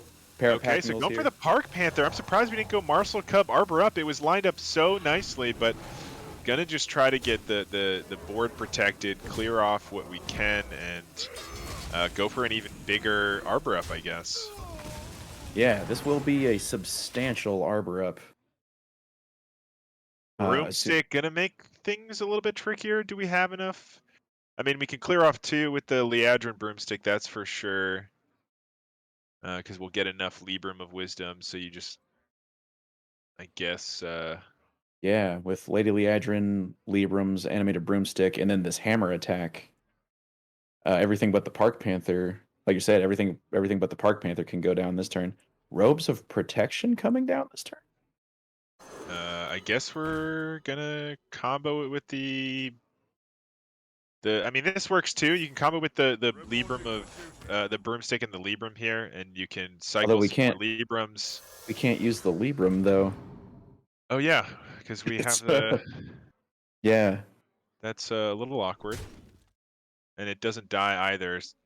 So would have wanted to see the Silverhand first with the Libram if we were gonna play the Robes. Mm-hmm. Oh yeah, yeah. Now, I mean, that was pretty awkward for Roadrunner. Now, ooh, okay. It looks like we got a full board here for the Arbor up. Oh my. These are all very sleepy squirrels, but they're so round. Oh, we can do both. We can Arbor up and compost. Wow. Oh, boy. Gross. Yeah, I think that's happening here. Do you even clear the Robes? I almost feel like the Robes. Yeah, I mean, the Robes actually seem good for you at this point because the Roadrunner can't leverage. Yeah. Yeah, I want to just see the Arbor up composting and go face with everything. Like face. You said. Air power, composting, face. This is such a gnarly position for Roadrunner. That feels like a win here for Fish with that play. Yeah, yeah. Oh, and this Park Panther's going to add an additional 3 attack is so much. Gonna go, go face. Yeah. Rock and roll. All right, is there anything we can draw here off this banner, man? We've already played our Samuro. Really? Yeah, I doubt there's a. Well, and even if there was not gonna do it. Yeah. Oh, gosh. Fish takes the win. Nice work. Wow. Fish gonna go up 1 game, and like we mentioned, this is last hero standing. So this Paladin is now gone, and the Druid gets to keep going. And this Druid has been certainly in the latter environment. This Druid has been one of the decks to beat. I feel like in recent times. Yeah, and certainly so, and it's only gotten stronger, I think, with this mini set. So I'm getting curious to see what Roadrunner has in store for this. I think Garrote Rogue would be a really good option. We'll see if Roadrunner is playing it, though. I think not bringing it here suggests that it is not Garrote, and we probably have a Quest or Poison Rogue. So, yeah, this is just going to be Quest Shaman. And Quest Shaman also, as long as you have that card right there, Perpetual Flame, Right. you're in okay shape into this matchup. That's exactly the card you need. And Roadrunner off to a decent start here just by having that card. Yeah, it has a Lightning Bloom as well. So just needs one more Overload card to be able to overload Perpetual Flame and get all of his Overload unlocked. But man, turn 1 Peasant after your opponent plays a quest. that is just so annoying. There you go. Have your draw. There's nothing I can do. I'm not going to waste the Perpetual Flame here. Yeah. Oh gosh, Dr. Fish is going to get maybe two or three draws off of this Peasant, depending on what Roadrunner's next draws are. Because, I mean, Diligent Note Taker can be used to double up Lightning Blooms and stuff, and you can do all kinds of fun stuff. But oh, Fish going for the greed play. I mean, this is good. If they don't have an answer to it, which they often do not. Yeah. At 3 mana, you're in really good shape. Like most of their thresholds are 3 damage, so having that 4 health, they would need spell damage in combination with Perpetual Flame. They would have to have exactly the Novice Zapper into the flame, I think, or Lightning Bolt, I guess, would be the 2 options. Right. And oh Not my gonna gosh. have it. Oh boy, this is Oh, looking like a boy. tough one. I mean, the Perpetual Flame can be good, but it can instantly just fail if it hits that Oracle, and then you're really sad. I mean, there's a good chance it doesn't fail completely, but just one hit in the wrong direction, and there's just a giant board staring you down. I mean, we're seeing Perpetual Flame. We got the second one, though, so no way to fail now. And we're okay, actually, as Roadrunner. It's going to be overloaded, but... Oh, wow. Okay, gonna commit We're the Note going... Taker. Yeah, Gonna yeah. get a third Perpetual Flame. I mean, you definitely want another Perpetual Flame, that's for sure. This does risk missing once, and you might force a Lightning Bloom if you do miss. But so far, hitting... Oh, there's that miss. Okay. 10 Lightning Bloom for the other Perpetual Flame. Actually, that's really good because we do unlock the crystals and clear the board. So it works out perfectly here for Roadrunner. And worth noting, we see the multicaster get drawn. You mentioned all the mana getting unlocked. We've now played a fire and a nature spell, so this is already a draw 2 multicaster. Wow, yeah. Actually, in pretty good shape off of that play. The Note Taker into the Perpetual, into the Lightning Bloom Perpetual. Sets up a full clear and a quest completion. Not overloaded. What a play there from Roadrunner. Yeah, and obviously looking thin, but Fish is going to be hard pressed to put together a board like that one again. Right, with one of the Alloons is now come and gone. We see his hand getting a little awkward with a pair of Arbor Ups. Got some cards that kind of need you to have cards in play already. Teacher's Pet's a good standalone card, but I mean, multicaster. I guess you could start with Primordial Studies if you want, unless there's a card you want to draw off multicaster that would cost 1 mana. Yeah, maybe Lightning Bolt or something if you want to clear this Park Panther would be the thought. Mm-hmm. I've heard of it. Okay, No, does not find the Lightning Bolt, so can just commit that Primordial Studies. Does not find the Zapper here. This is an interesting selection of things. Obviously, Steward of Scrolls represents an ability to find more resources sort of from outside. Oh, okay. We have a squirrel friend. Yeah. This is an interesting turn for Fish. A 2-creature Arbor Up with a 3/4 on the board. Obviously, the 3/4 just kills the Park Panther even post Arbor Up, but otherwise it's Teacher's Pet. I guess you could do a Bone Chewer Brawler and a buff play with the Adorable Infestation. Try to protect a peasant. But Teacher's Pet costs 5. We got 5 mana. I don't know if there's any need to overthink this one too much. Yeah, I think the only question here is where this goes. I like the face. Mm-hmm. Oh, Fish interesting. does not like the face. Fish is going to commit the Park Panther to clear off that. Yeah, I mean, it plays around that other Perpetual Flame a little better. True. Uh, And so now Roadrunner does have the opportunity to drop this Canal Slogger to smash into this Teacher's Pet and get the full heal value. Otherwise, could go for a Generation turn with the Steward of Scrolls. Okay, lean in that direction. yeah, maybe even Steward of Scrolls. Oh, we can't Zapper and Perpetual actually because we're 1 mana short. Lightning Bloom doesn't let us do that if that's a direction we want to go. Oh yeah. Looks like that's what we're leaning. It's also going to summon a 3/3, get our quest continued. And yeah, I mean we'll be overloaded. We'll be pretty badly overloaded, but Yeah. oh okay. Actually, just gonna yeah, go ahead and commit the Slogger. Canal Slogger. Sure, that seems like what we want to do from the get-go in my mind. So finishing off with that, getting that's a new Oh, card. the copycat! I just at love that. the card art on this one. Yeah, that is spooky. All right, so an Anoyotron coming into hand. Still haven't seen any of the Battlegrounds Battle Masters. Or no, what's the Razor? The taunt discount dude. Haven't seen any The taunt discount dudes. Razor Battle Guards. That's the one. That's the one. All right, so I'm going to get this first Arbor up down here with the Peasant and make that trade just to try to protect it here. We do see the Perpetual Flame available once again with that Diligent Note Taker. Could fail, though. With that 5/5 on the board, there is a chance it just fails instantly. Even with that Novice Zapper, not going to be enough. So it looks like we are going to go for that Zapper, though. I wonder if this is gonna. Is there any reason to do Zapper Feral Spirit? Yeah, it this looks turn? like that's what we're doing. Oh, okay. Just get the taunts in the way, but this is going to be answered a lot nicer by that second Arbor up. We can play this Noyotron or Bonecher. Actually, maybe my you just gosh. play the composting here with the Arbor up.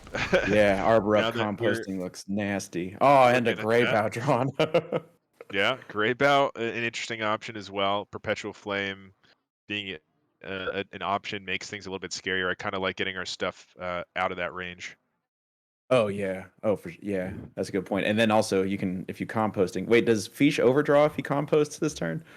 Is it 1, 2, 3, 4, 5, 6? I think that's okay. Yeah. And that would mean that our stuff is dying, which only our Peasant has to die if we even choose to trade it here. Actually, with everything at 3 health, this is pretty bad for the Perpetual Flame. Yeah. I guess there's really no way around it because the Zapper Yeah. was going to survive or not survive, but Okay, looks like we are going to make the trade, so probably going to have an option to just build another board here soon. So I think we're Roadrunner are going to go for that one more Perpetual Flame with the Diligent Note Taker. and then gosh, it's going to be overloaded for 6 going into turn 9. It's only going to have 3 Yeah. mana available, but tough to argue with a It clear can't board. be too hard. Oh, that's interesting. Going to be overloaded for 7. Yeah. Oh, yeah, that's right. 8. Okay, Oh, fully overloaded. No. Oh my gosh. No way to play a card. Oh, and there's the Razor Battle Guard main boy. Razor main There it Battle is. Guard. Oh, no pack mule issues, at least for us. Oh. Yep. But So no Roadrunner. mana Yeah, Roadrunner's going to be overloaded for like 15 going into next turn. for all of the mana. So this is a big turn here for Fish. If you can set up a big board here, there's no way to answer, and that could just secure the game. So, yeah, gonna go wide, get the Battle Guard down, get a Teacher's Pet or something, or get the Grey Bow down, plus Aug Merchant and Bone Chewer Brawler or something. Bone Chewer, Oh, Aug yeah. Merchant. I like that maybe. a lot. You definitely don't need to play the Colt Neophyte this turn, that is for sure. Nope. And save that for next turn if you need some follow up. Yeah, I like the Bone Chewer, Aug Merchant on the Bone Chewer here. Alternatively, I guess there's the Anoyotron Adorable Infestation option, but I mean the Bone Chewer Brawler Divine Shield is just so strong. And Divine Shields are so tough for Shaman to deal with unless they get Oh. specifically devolved. Okay, going for Divine Shield on the Okay. Battle Guard Well, I guess instead. so. I guess Fish knows there's a Perpetual Flame in hand for not this turn, but the next turn, and so I guess this way Battle Guard cannot get flamed. Sure. I suppose. Yeah. Sure. And yeah, just basically gets a. Gosh, you remember the old mage quest that just gives you an extra turn? Like the time turner one. I forget what the name of the quest reward was, but Oh yeah. Fish basically just got an extra turn. The Waygate, Yeah, Open the that's right. Waygate. Open the Waygate. All right, so just going for as much damage as possible here and protecting the minions that we can. We're not even killing this. That was interesting. I guess we hero power it down. Nope. Just ignore it. Just ignore it. It and makes the rock. Divine Shield kind of awkward, though. I feel like we should kill it. I guess not. I guess figuring. Okay, Roadrunner gets mana again. Perpetual Just- Flame is tricky. Only has 3 targets where it would get to keep going. So Yeah. Yeah, I mean, you can trade into... If you overload, you have the Landslide into the Perpetual Flame. There true. must be a way to clear here with that, right? You Landslide. Yeah, Landslide will deal 2 in Immolation Aura style. Yeah, I think leaving that alive was kind of a misplay. I would have liked to see trading into that. Now Perpetual Flame going to be able to clear if it hits the Greybow early, though. Oh, that's right. Oh, there we go. It does hit the Greybow, so we're going to have the Greybow come back as well as whatever comes out of this Teacher's Pet. Not the worst result. Fell Rattler survives, too. Oh, yeah, the Perpetual Flame hit the Resurrected Greybow instead of the Fell Rattler, so... I mean, I feel like this is a go wide again. Yeah. Yeah, they're out of Perpetual Flames now, for sure, unless they discover one. Right. So I like just going wide and playing that composting again. You just say, I'm just going to draw the rest of my deck, and we win off of that. No reason not to play the whole hand here. Yeah, and Roadrunner can't play Brucon. Going to be overloaded for 6. Even if Roadrunner could play Brucon, that would be the entire turn, so couldn't even combo it with Investment Opportunity or something. Or a Charged Call. So I guess, yeah, in order to survive, Roadrunner's going to have to hit something just real diesel off of this Charged Call. Yeah, we got 6 minions for this composting. We are going to pretty much draw our whole hand if this board is somehow dealt, or whole deck if this board is dealt with. But I think it's going to be tough to deal with. And looking at 4 or 3 health left here for Roadrunner, this is looking like it's going to come down to the rogue for Roadrunner. Yeah, I mean, it's Destructive charged. Fireheart. What do you even want off Charged Call? It seems like it would have to be Scrapyard Colossus. Is there a better 10 cost than 7/7 Death Rattle 7/7? I think that has to be it, right? Just go for the taunt to save you, and it looks like Roadrunner is gonna rip it. Let's see what our options are. 10 cost. There is the Colossus. Hey, okay. Still in it. Yeah, and now Fish is going to be able to, like you said, draw the rest. Oh, how many of these cards are acorns? I didn't even think about that. Yeah, that's actually true. I didn't think about that either. I lost count. Yeah, there have been a couple. Okay, the Druid of the Reef. Oh, no, we're not going to use the Druid of the... Oh, that has to be wrong. You're wasting damage. You had the Druid of the Reef first to do 3. Yeah, that must have been wrong. What? It looks like doesn't it's matter. not going to matter. It Yeah. doesn't matter, but in the end, does not make a difference. We get through it and have the damage to spare. And that's going to be another win for the Druid. So just down to the Rogue here. And man, this Rogue has an uphill battle against Fish's. Obviously, this Druid has been an unstoppable force of nature so far, but there's still also a mage and a warrior to get through as this Rogue. And like you were saying, it could be Garrote Rogue, but it also could be a Quest Rogue or a Weapon Rogue, the Poison Rogue, something like that. So let's take a look here. If it's Garrote, I have faith. I have faith it could win the whole thing. Yeah. Ethereal Og Merchant would seem to indicate Yeah, I Garrots. think it is. I Yeah. think it is. There's a chance. I don't know how many reps Roadrunner has on this deck. I'm assuming enough if we're bringing it. Mhm. But yeah, let's see if we can get it. This is the one chance. I'm surprised we didn't bring it in earlier into this Druid. That would have, in my mind, been a good matchup. This is an interesting turn. I mean, once again, there's the coin Battle Guard into free Pack Mule option. Oh, we're just going to play a Druid of the Reef to start. Going taunted Druid. Okay, yeah, it's saying you can't just hero power it down. Yeah. Um, Finds that just crucial field contact, does slow Roadrunner. rolling a little bit. This is actually a pretty nice curve here. With this Pack Mule coming down, I think we might see this Brain Freeze potentially. I mean, we could coin the Shroud or prep the Shroud, see what happens, then decide from there. But I wouldn't be surprised to see this Brain Freeze take out the Battle Guard. Yeah, would you commit the Prize Plunderer as well? Because I guess you could prep Shroud, Brain Freeze, and Prize Plunderer to clear off Yeah, the... I like that a lot. This No. matchup is really won by winning that board early. So I think I wouldn't be surprised to see that here, especially now that we have the field contact and the Octobot and Og Merchant to start getting some draw going after this turn. So Oh, yeah, yeah. Brain Freeze will allow for that Prize Plunder to clear the other 3 health minion or the other 2/3. Yeah, and that is going to be the play here for Roadrunner. This is... Roadrunner is able to... Oh, okay. All right. Let's... Are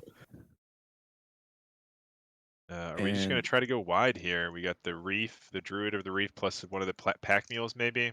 I don't know. Yeah, could coin double Pack Mule, but that doesn't seem, in my mind, that doesn't seem better than saving the coin and just playing that Reef like you were saying. Yeah, I like saving the coin for the Arbor Up potential. Yeah. If you do get some of your board to stick here.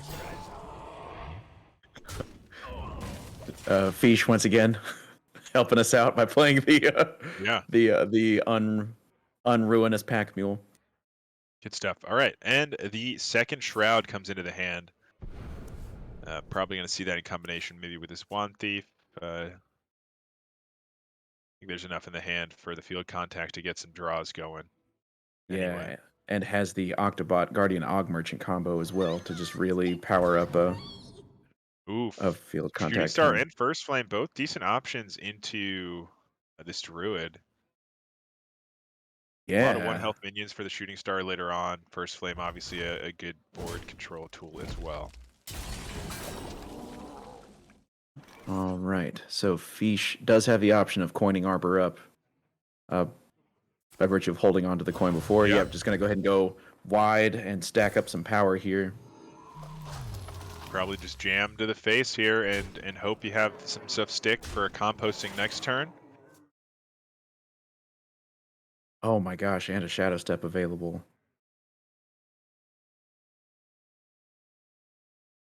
I mean, this is, so what is this, 15 power on board for Dr. Fish, plus the possibility of other scary stuff.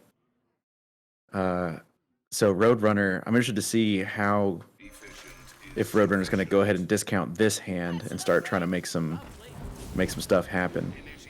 Yeah, it looks like it. I mean, we could still use this First Flame to clear the 4/4 if we want, and then finish off with a Cult Neophyte. Not terrible. It looks like we're going to go with the field contact. That means we're probably leaning towards this Og Merchant and then follow up with a Shadow Step on the... Oh, interesting. I guess we're just sacrificing this field contact here. Could also use the Sorry. Og Merchant to buff up the First Flame. If Right. Yeah, that does allow you to clear off one of the 4/3s instead. Yeah. Okay. Looks like not leaning that direction right now. This doesn't clear anything though. Now we don't have mana. I would still like to see the Og Merchant to clear that, because then you can swing your face in. No, we're gonna hold back. Okay. Yeah.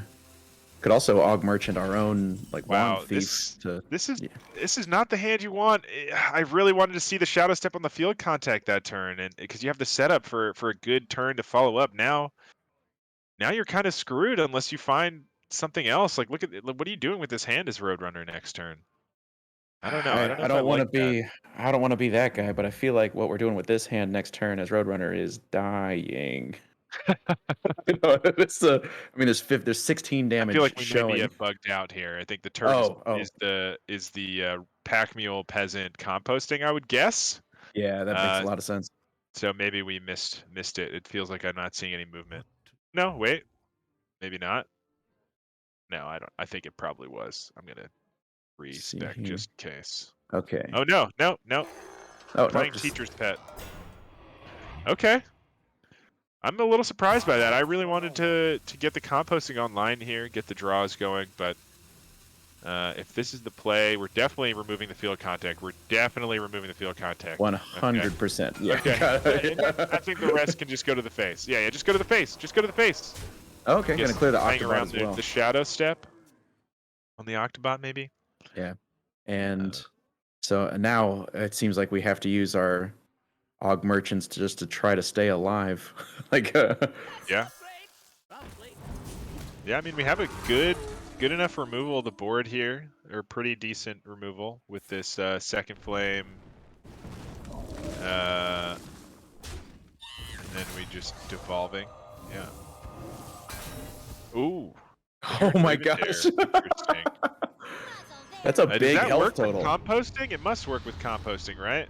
I feel like it has to, right? 'Cause it gives your minions death rattle. Plus, if Greybow ends up hitting the board now, All right. This has to be just play everything, right? We got 1, 2, 3, 4, 5, 6. Oh no, that composting costs 3. So you just don't play one thing.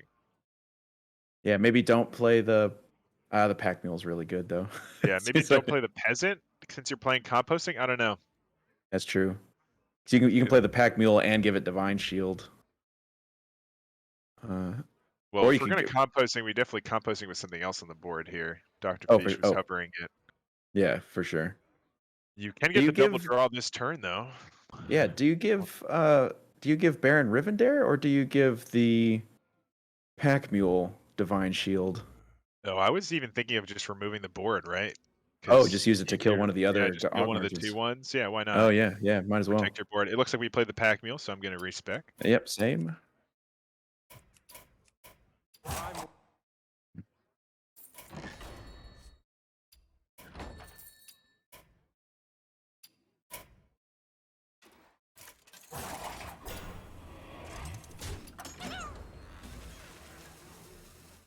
And it does work.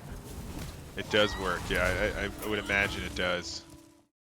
And that was the play. So we did hold on to that peasant. We have Oracle of Luna into peasant into another composting. It looks like Ooh. next turn. So this is gonna be a little bit tough. There's gonna be double draw once again. I mean, this Baron's actually doing some good work. Yeah. Oh my gosh, Oracle of Valune into double squirrel, double peasant. Oh boy. Squirrel with the Baron Rivendare. That's pretty wacky too. I don't know if you want that many acords, but It is rad though. Oh my It gosh, is. Teacher's Pet's gonna go off twice as well. wow. Does this deck want Baron Rivendare in it? I don't know. It's certainly good as a result when you get it off of a devolve. Right. I don't know if you have the mana to be just playing a 4-cost to do nothing that turn, but I guess if you already have the death rolls on the board and you trade them, I don't know. Yeah. Looks like it's going to be a double adorable infestation. Could also be squirrel, regular adorable infestation. Although if we were going to play adorable infestation, probably would have played it before attacking, unless it's earmarked for the Teacher's Pet, of course. Nope, just going to value the hero power. Gosh, this is just a whole hand of nothing. Yeah, why are we slowing down? We could have just started putting even more pressure here as Fish. Instead of that hero power. I guess we want to just have the Oracle Balloon pop off if this board is dealt with, but I kind of just want to put the pressure on now. They have 3 cards in their hand. They're in trouble.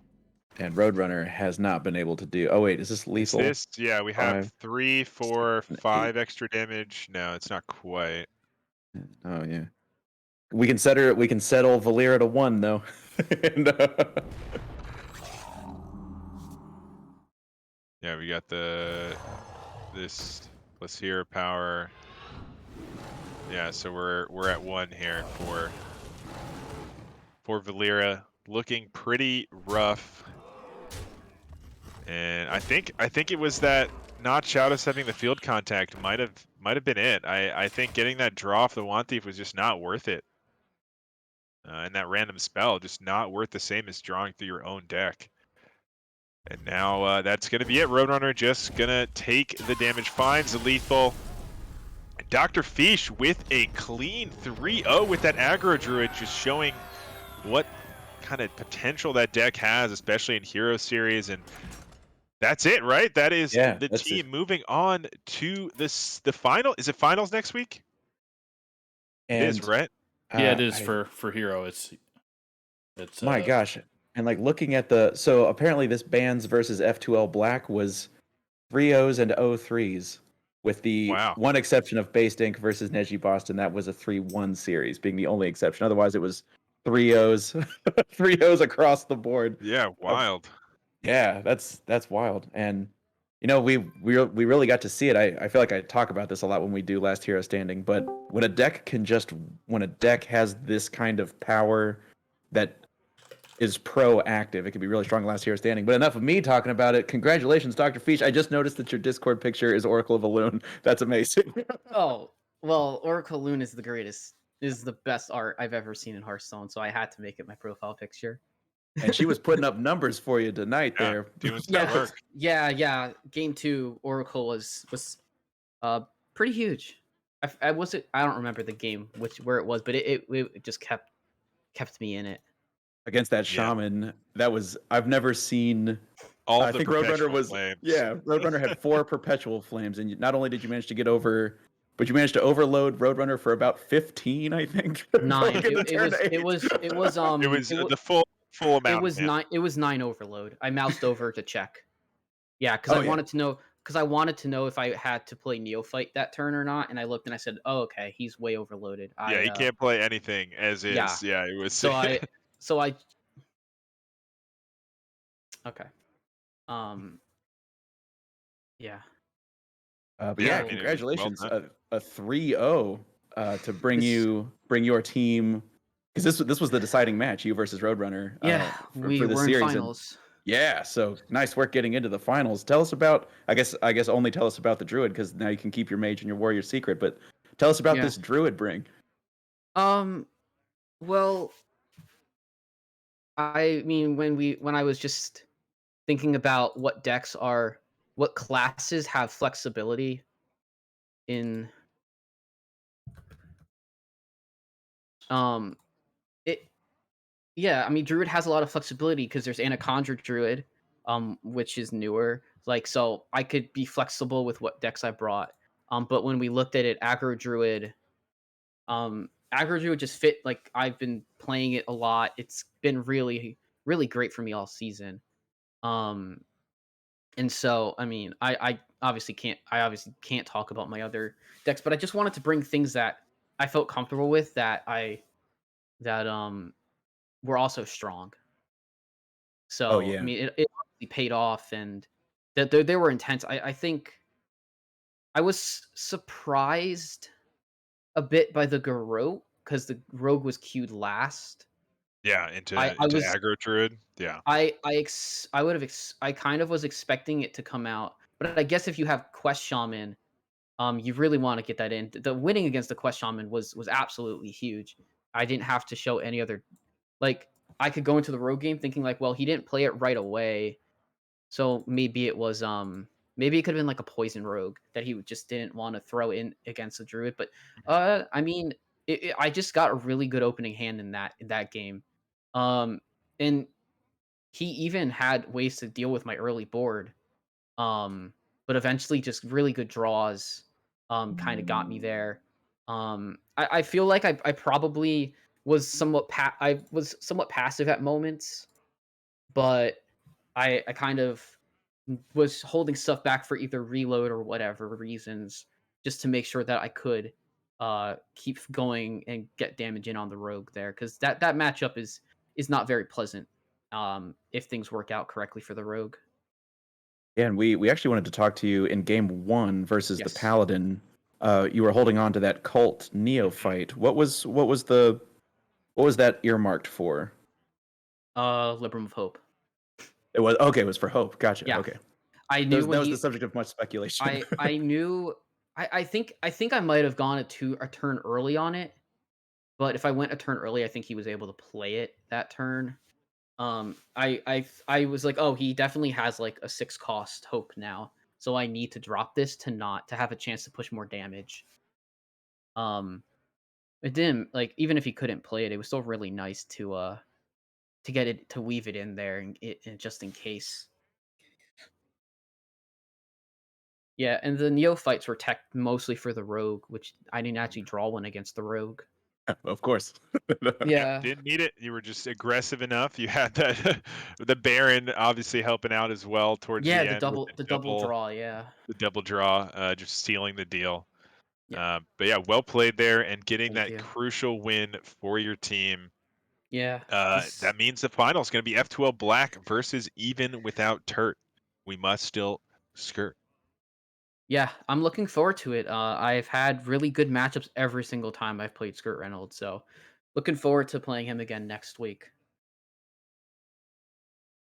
And yeah, I mean, I think just in general, it was a really it was a really like interesting week in Hero in general for the matches. There was a lot of Mhm. sweeps across the board, which was a bit Yeah, we were just surprising. talking about that. It was especially Yeah. your series, your matchup, just sweep Yeah. all across the board. You got the sweep. I don't know if that's something to talk about with the power level of the current meta, maybe with the new Yeah. cards just amplifying some of the already existing decks. Mhm. Um, we'll see. I don't know. Maybe we'll see something have to shake up in Hero Series, or I guess we'll probably have the new set by next season. So it's just gonna be the finals that are gonna have Yeah, to figure out the meta for this. for sure. Yeah, thanks obviously thanks guys for casting it. It's really fun. I finally get casted by my Anadon and Dollar Bills. It's great. Oh, Yeah. It was pretty our tough for me to pleasure. pretend like I was unbiased. So I was like, Ah, I it's all was like, good. I mean, Roadrunner is an excellent opponent. Yeah. I all props to him. They didn't quite fall his way. The early the perpetual flame that overdrew me. I was like, all right, yeah, I forgot about the diligent note taker. And when I did that, but I did not. But the landslide was a really nice play by him. Be able to clear my board. Yeah, managed to get quite a lot of clears there, but just one clear too short. Yeah, for sure. And that's So- all it takes. Did All you it did you takes. scam the oh god, I lost track of it. The what was that legend that got pulled out after the devolving? Oh, Oh, what Baron Rivendare? Baron Rivendare? Rivendare, yeah. Yeah. So Yeah, Chad- I saw Rivendare and I recognized it not super right away, but I was like, oh, if I composting, I get to draw 2. yeah, it was. I was a bit bummed that I had to play it before I played the Aug Merchant, but I wanted to get rid of the I'm sure there was lines where I could have taken different Hmm. done it a little differently and ended up actually getting it on the Aug Merchant, but I it worked out. Yep. And I'll take it every time. I'm so grateful for this. Yeah, can't complain about that 0-3 or the 3-0 No. win there. Definitely Yeah. not. Yeah. Now you get to go relax, dude, and watch the stream. Yeah, for sure.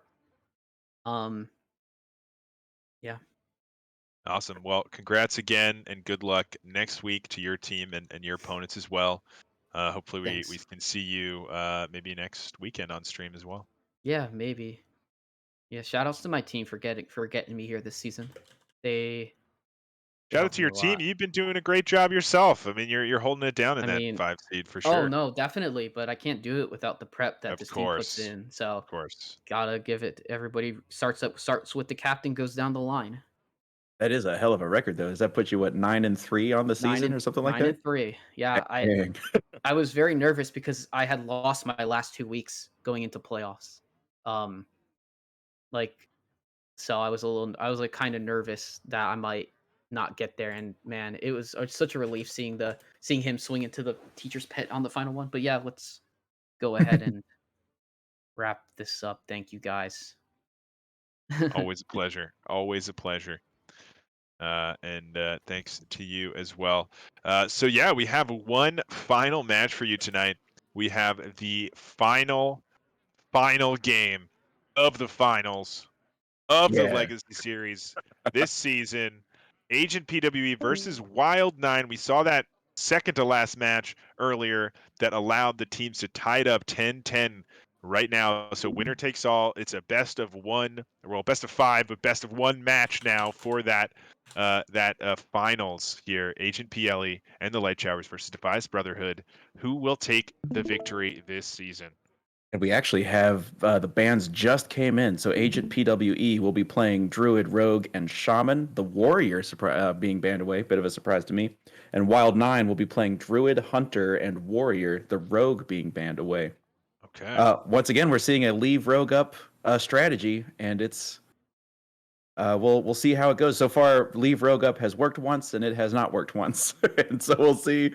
This will be one of the deciding factors of is leaving Rogue up reckless and irresponsible or a tactical genius move. Yeah, I guess it's going to come down to the piloting and the maybe you just are okay with that rogue getting through and you have a different target in mind. And I don't know. I mean, we'll see what happens here, but I don't know. Maybe it's an anti-rogue lineup. You could go like Anaconda Druid lines up usually pretty well, though we've seen the rogue win those. Face Hunter also, and then maybe a Quest Warrior that Quest Control. So maybe there's a line there for anti-rogue. I don't know if it works out every time, which is the risk there, but Mm-hmm. maybe Yeah, it's worth the risk. I am. I don't want to oversell how surprised I am with this Warrior ban, but of the things on here, leaving up Druid, leaving up Rogue,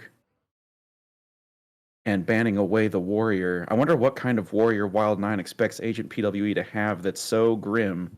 I mean, that- if we're bringing those aggressive decks, if we're bringing that Face Hunter, I guess Anaconda Druid's not really aggressive, but if we're bringing Anaconda Druid, Face Hunter, and like one of the Warriors, let me see. What do you think? What's the war? I guess you don't want the mirror, but then maybe you're trying to avoid Quest Warrior. I guess Quest Warrior like beats the Face Hunter sometimes, beats the Anaconda Druid sometimes. Or Big Warrior, I guess, lines up very nicely into those. I don't know. That's a really interesting one. I'm really not sure. Yeah, and it's just, and it definitely Sure, someone in leans chat will tell us. right for sure. And since it is closed deck lists, this is one of those things where the ban strategy sometimes, especially if you're going to ban away something like a Warrior, where now we've seen sort of the range. We've talked a little bit about the aggro version of the quest, and then of course we saw the more controlling version of the quest. Shamans as well. Would it be Questier or Elementalier or Hammerier? You have to read the player you're playing against because the matchup spreads, between, I'm just going to use Shaman as the example. The matchup spread between like Quest Shaman and Doomhammer Shaman are just, they're not the same. So Yeah. if you're going to ban away Shaman, you have to have a read of the player without being able to see what strategy it actually was before you ban it. Yeah, absolutely. And you could get mind gamed and get it wrong. So, but it looks like we are jumping in here. Wild 9 first to spectate, going to be at the bottom of the screen. Looks like we have for Wild 9 starting off. Starting We off. have Oh my gosh, this Warrior. is a big warrior. Some kind of big, oh my gosh, heavy plate troublemaker. Oh yeah. Is this, yeah, so what's that card? Commencement? Wait, Yeah, I would guess so. I think this is Big Warrior. And unfortunately, you're going to have to tell me what Agent PWE is doing because I can't see his hand. It looks to me like Garrote. Okay. Well, Garrote. Big surprise there. Yeah, Garrote Rogue seems. Gosh, so how much armor do you need to get as the warrior to be able to make the combo extremely difficult for the rogue? I mean, it's a lot, question. right? Like it's a lot. It's a lot. I think the strategy is probably more get your big stuff down that they can't deal with very well. So that would probably mean we're going to cycle the heavy plate. Okay, yeah. Looks like Wild 9 is going to do that. Finds an Outrider's Axe. Just a really good tool for clearing up. Another good tool that we could pick off of this Corsair cache now is the Bulwark, right? If we pick up the Bulwark and save it for when we think they're going to hit their Garrote turn, that just negates a ton of the damage that comes through. Yeah, absolutely. Okay, sweet. Thank you, Saku. All right, so we are, of course, the two usual suspects, the field contact and the Octobot, are missing. Hey, there's that Bulwark of Azeroth you were talking about. There it is. With that extra durability too, pretty nice.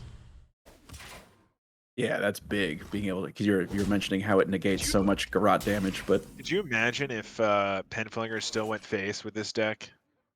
oh my It was gosh, just like how even Bulwark wouldn't stand a chance. gosh, yeah, you would have to somehow figure out a way to Bulwark, and then get a bunch of attacks with a Dr. Krastenov. Something really ridiculous. Wow. Both Shrouds of Concealment missing, both Field Contacts missing, both Octobots missing. This is going to be an early secret passage. There is that field contact, but no way to get it back in the hand, so probably too scared to be playing that out. Has the option for, I mean, Flurry is not bad into Big Warrior if that's what we're expecting, but I don't know if there's, besides the heavy plate, was there any indication just yet? I guess What just it no is. quest played on one. Pretty Yeah. much the only two indications so far. Yeah, that's fair. Uh, Oh, looks like we're just gonna ring toss for something. We're desperate for, I guess, a play here. Gets the Shadow Clone. okay. That's And- interesting. And so I guess just really prioritizing getting the preparation out. Really wants to draw the field contacts and Octobots and stuff. So yeah, just burning that preparation real early. And I mean, Shadow Clone, pretty good into this deck. Like you're Yeah, that's expecting true. all this big stuff. You know, it's Big Warrior at this point, I think.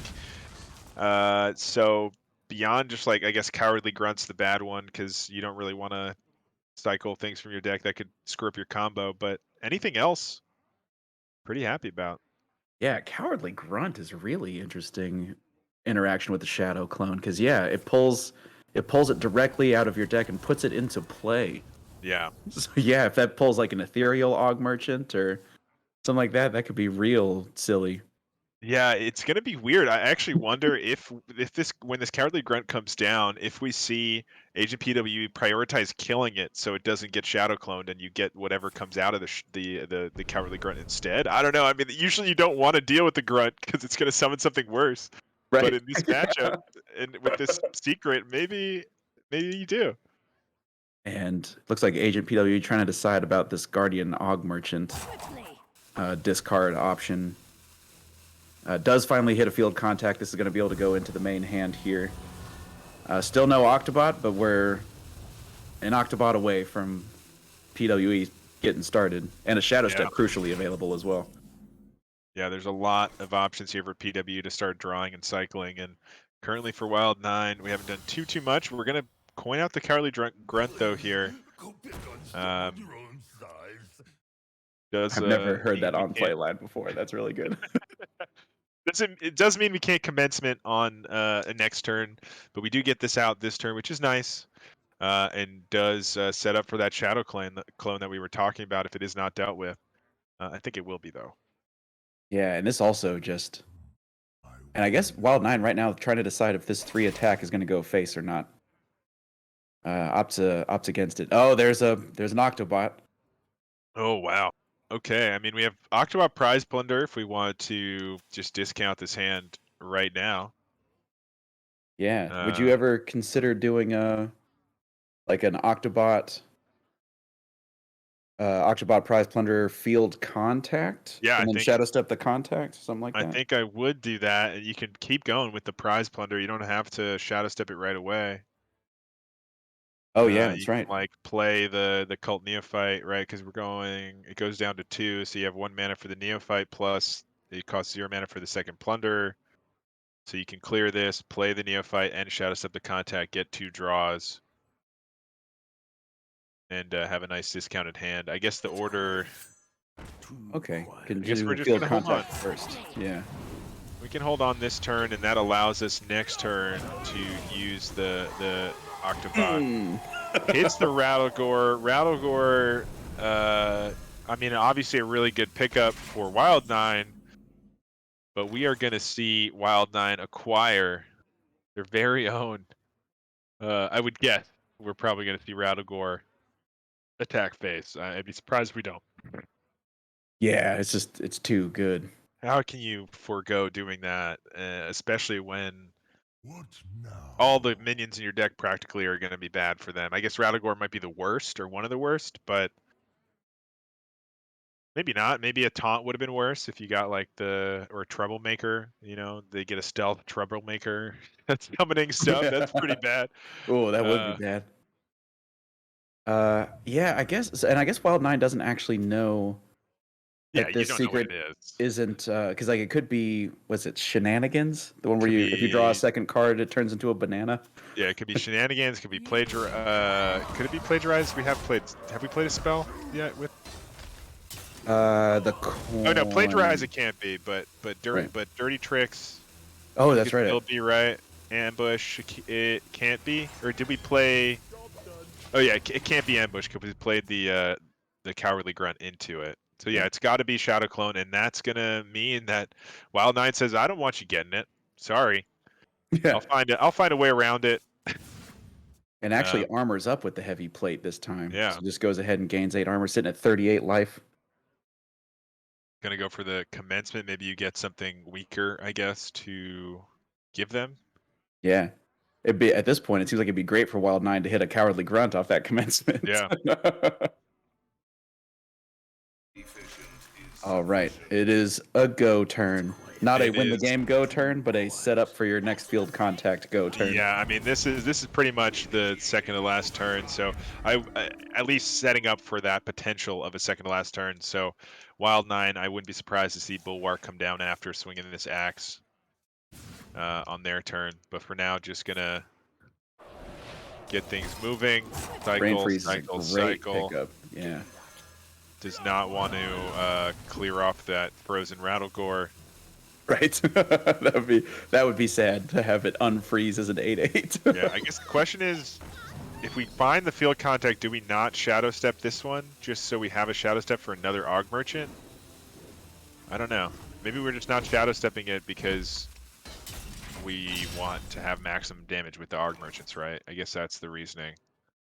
Oh yeah, and be able to, because this is quite a bit of armor showing for Wild 9 right now, and of course we can see there's a pair of Rancors in the hand as well for even more. I mean, it's got to be commencement, right? I guess there's other things to think about because you could do like sword and board or man the cannons kind of stuff if you wanted to. Yeah, or Rancor, like you said, just Do get the that Rancor. armor in now. You could Rancor.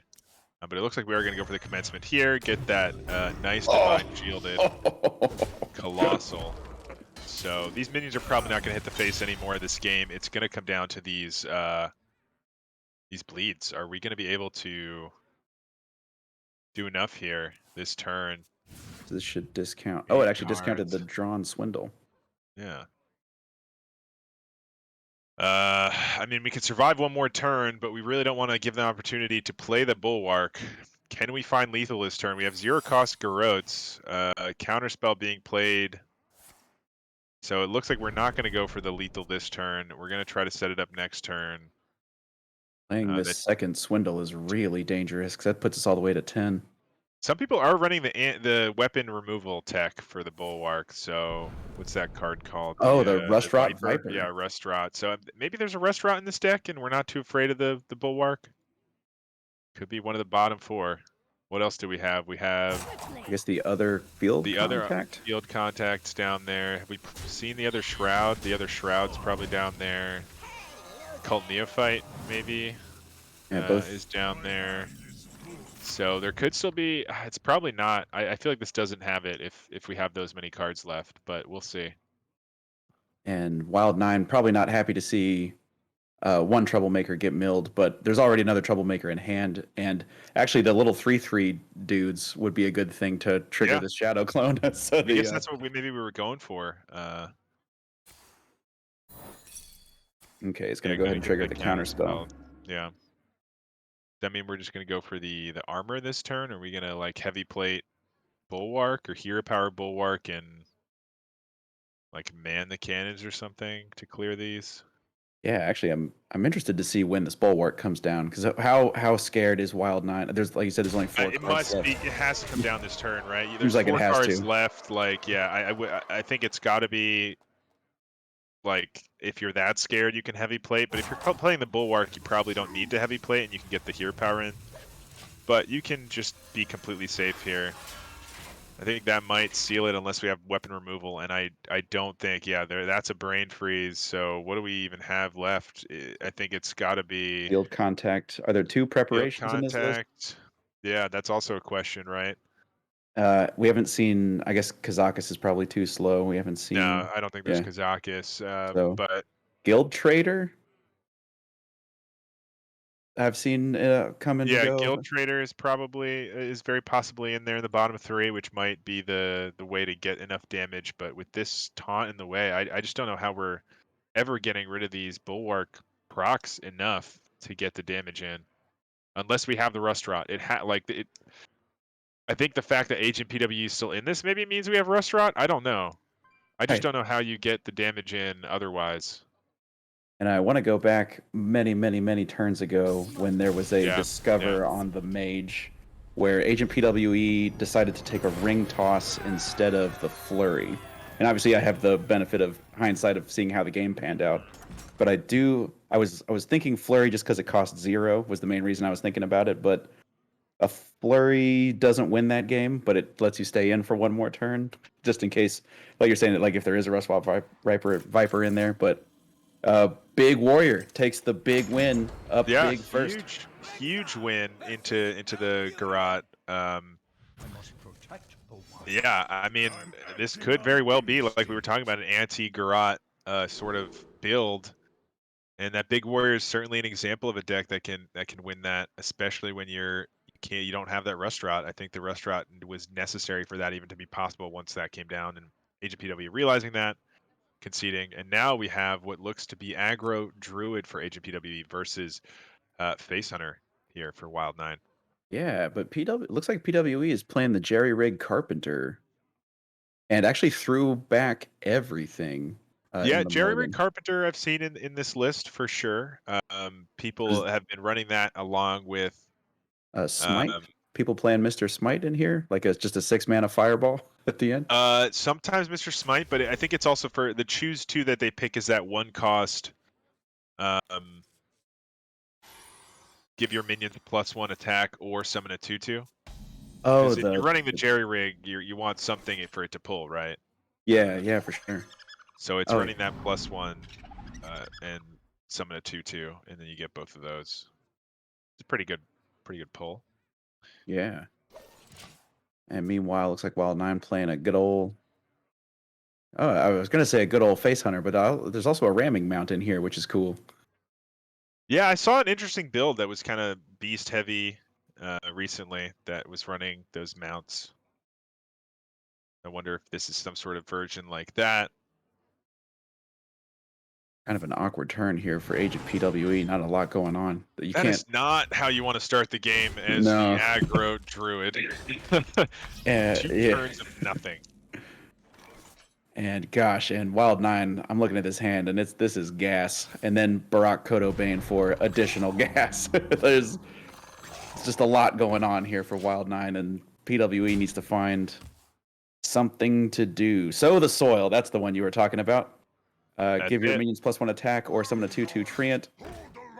And as you mentioned, if you draw that with Jerry Rig Carpenter, you get both. You get a 1 mana +1 attack and a 1 mana 2/2 Treant.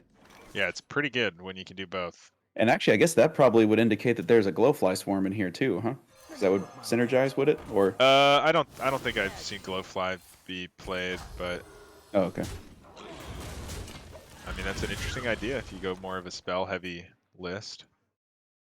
Oh yeah, I guess you. Yeah, This game may not last very long. We'll see if Agent PWE can find some business. We're getting into the higher impact stuff here with Arbor Up and Greybow, obviously both in hand. Wow, just gonna have to make some awkward trades here. This is not where you want to be as Agent PWE. I think we'll see the Intrepid Initiative you dealt with. No. Okay, opting to take out a beast. Yeah. There's another beast on the board though, so maybe Yeah. I don't know. Og Merchant gonna protect this as well. This initiate here potentially. Yeah, this Could is a also weird turn for Wild 9 because it seems like you're saying the option is either Og Merchant hero power or attack with your Marsual Cub and then piercing shot your own cub. Yeah, I just think there's gonna be so many things to target with that piercing shot on the other side. Yeah. I know it hasn't seemed that aggressive, but you've seen their battle guards, you've seen the Park Panther and the Adorable Infestation. You have a pretty good idea. It's aggro druid with a rough draw, and I think you just like building the best board and having the piercing shot to answer and deal damage on the backswing later. This is a draw for when you have a board. Gotta be scrappy with scraps. Yep. Carpenter gonna allow for a board to be built a little bit here. We can summon a 2/2, another 2/2, and the Marcel Cub and try to fight back. Yeah, and I'd be interested to see Wild 9 has a real clean. Oh, now piercing shot and wound prey available. This could be a very nice board clear. Oh And yeah, deal some damage. you can get a lot of value off this piercing shot. Spend all your mana, something you just love to do as an aggressive deck. Yeah, I guess you say, okay, I'll deal one less damage with the piercing shot. Probably right. You kill a 2/2 with that. You wound prey the 2/1. Send a 1/1 into the 1/1. The 2/1. Yeah. Oh Yeah. yeah. Wound prey there. Yep. It's just really good. Yeah, and then the only question here is do you want the Divine Shield or do you want the just everything to go face? Yeah, trying to decide about a potential value trade on the Guardian Og Merchant, but it's all going upstairs. Wild 9 is hitting the gas, and so this Greybow is going to have to do some work for Agent PWE here. And Yeah, the problem is, of course, it's all this damage is going to start coming over the top. Arcane Anomaly. I haven't seen that What? in the build, but that's an interesting one as well. That's cool. HSR is calling this a face hunter deck. Yeah, this is a face indeed. Codabane probably comes down here. The Greybow definitely awkward, but so much damage available once you pick up this Codabane. I mean, you're gonna get your aim shot. You're gonna get another quick shot. I think you're just setting up for lethal that way, right? Oh, you didn't. Oh, right. We're running ramming mounts, so you don't guarantee the aim shot. Oh no! And now, now we weren't able to hero power either, so we're gonna have to wait one more turn. Adorable Infestation being moused over the Intrepid Initiate right now. So Sure. Just get it hidden, I guess. Oh. We got some pack more mules. taunts. Yep. So all of a sudden now, Agent PWE actually has some agency here. Going to be able to go, can do a Arbor Up. Composting can go pack mule Arbor Up for the most defense. Because the thing is, a lot of this damage is going to start coming over the top, right? You were talking about all the different burn spells that Face Hunter has access to. So, looks like we might be Arbor Up composting here. Yeah, I would be down for as long as we Arbor Up this turn. I'm pretty much down for whatever. I guess you could do pack mule fertilizer composting. Oh yeah, you could do the composting +1 attack and get some value trades and clears and stuff. Like you can attack the Greybow into the 3/5. Get hopefully whichever one the Greybow lands on, you trade in to the 4/2. Yeah, and get you some it draws. looks like we got a playing regame. That. Yeah. Yep.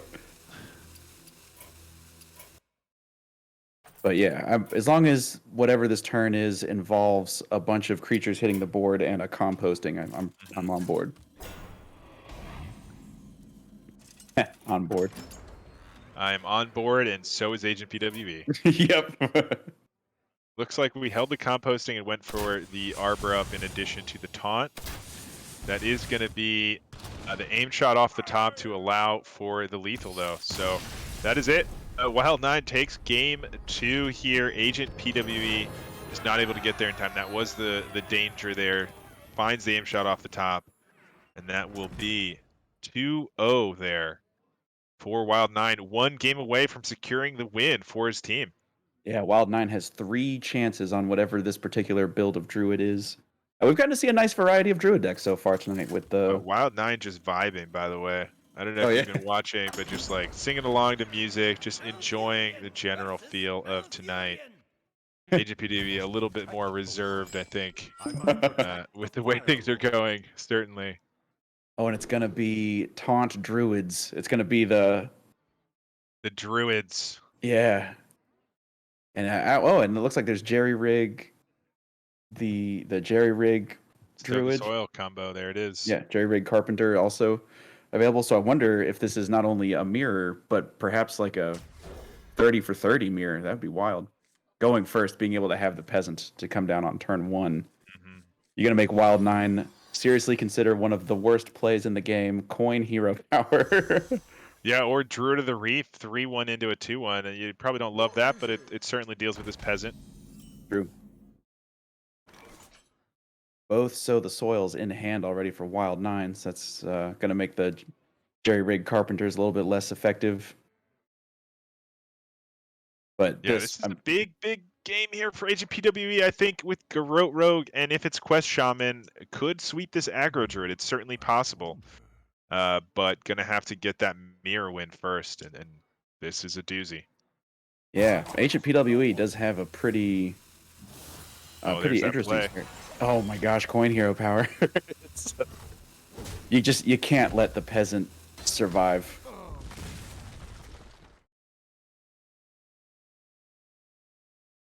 All right, at least play the right one.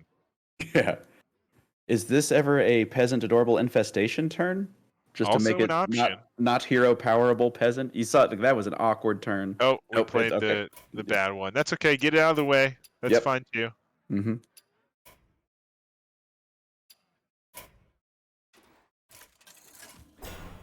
Blizzard, come on, fix this. This is like the 5th time we've done it tonight, or like 6th time.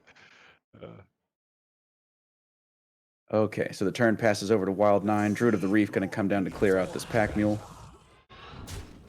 And then looks like just going to make a 2-2. This reminds me of the old Zoo days, like Zoo versus Zoo, where it's just battling for the board. Non-stop battling for the board. Oh yeah, an Oracle of Elune pickup is really interesting moving into the later stages. No Razormane Battle Guards available yet for either player, but... Yeah, might just go for the Pack Mule and the Adorable Infestation to have the double Peasant next turn off of the Oracle, potentially. Or we can wait on the Oracle to just play the Park Panther, and then on turn 5, Oracle, double Peasant, double Cub. Seems pretty nice. And now Wild9 with the second Adorable Infestation pickup could spend both to clear off this buffed up Pack Mule. But that really is awkward mana-wise. I guess we'd have to sow the soil for another 2-2. Yeah. Or for attack buffs, I guess, on the 1/1s. I don't Oh, know. that's true. That's true. There would be a couple of 1/1s on the board. But this is a battle for the board. Neither of these decks really I has... guess just buff this once, buff the other one if you're gonna play the sow the soil, or you can just buff this twice and play one of the cubs, probably. Oh yeah, just go ahead and go a little wider to potentially use the fertilizer option on sow the soil. All right, so could play this Park Panther, use the 1/1 to trade into the 4/1 and clear off 2 minions. It's not a bad option when you have that Oracle of Elune next turn to make a really wide board. Yeah, and could even with that Teacher's Pet draw, could defer the Oracle of Elune again. One more turn, yeah. If you wanted to. But yeah, it seems like Park Panther is too good. You can't you can't let Druid have a board because of all the reasons you already know, as you're also playing Druid. You can't. It's like the old priest and paladin thing. Now you just can't let them have a board. Yeah, and there's that play. So gonna just keep things going. On the other side, there is that Sow the Soil again with an option. You could like Bone Chewer or Pack Mule plus the Marcel Cub and the Sow the Soil and clear off the 4/3. The only way to clear it off here, alternatively, could just go a little bit wider. Maybe summon a 2/2 and just say, forget it. I don't care about this Park Panther, but it does value trade pretty nicely, especially with that rush effect. Yeah, this is kind of an awkward turn. Because yeah, even if you do, 2 taunts or something, like you said, the Park Panther is just really effective at keeping Wild 9 off the board. Yeah, so it is going to be a Sow the Soil for attack, and then Hero Power. Oh yeah, because I for some reason I was thinking it was going to get enough damage, but yeah, you have to Sow the Soil and Hero Power. It's pretty awkward, but only way to get rid of that. And that's it's go time. Go time. Here we go. Double Peasant, double Marcel Cub. And that's going to be tough to deal with.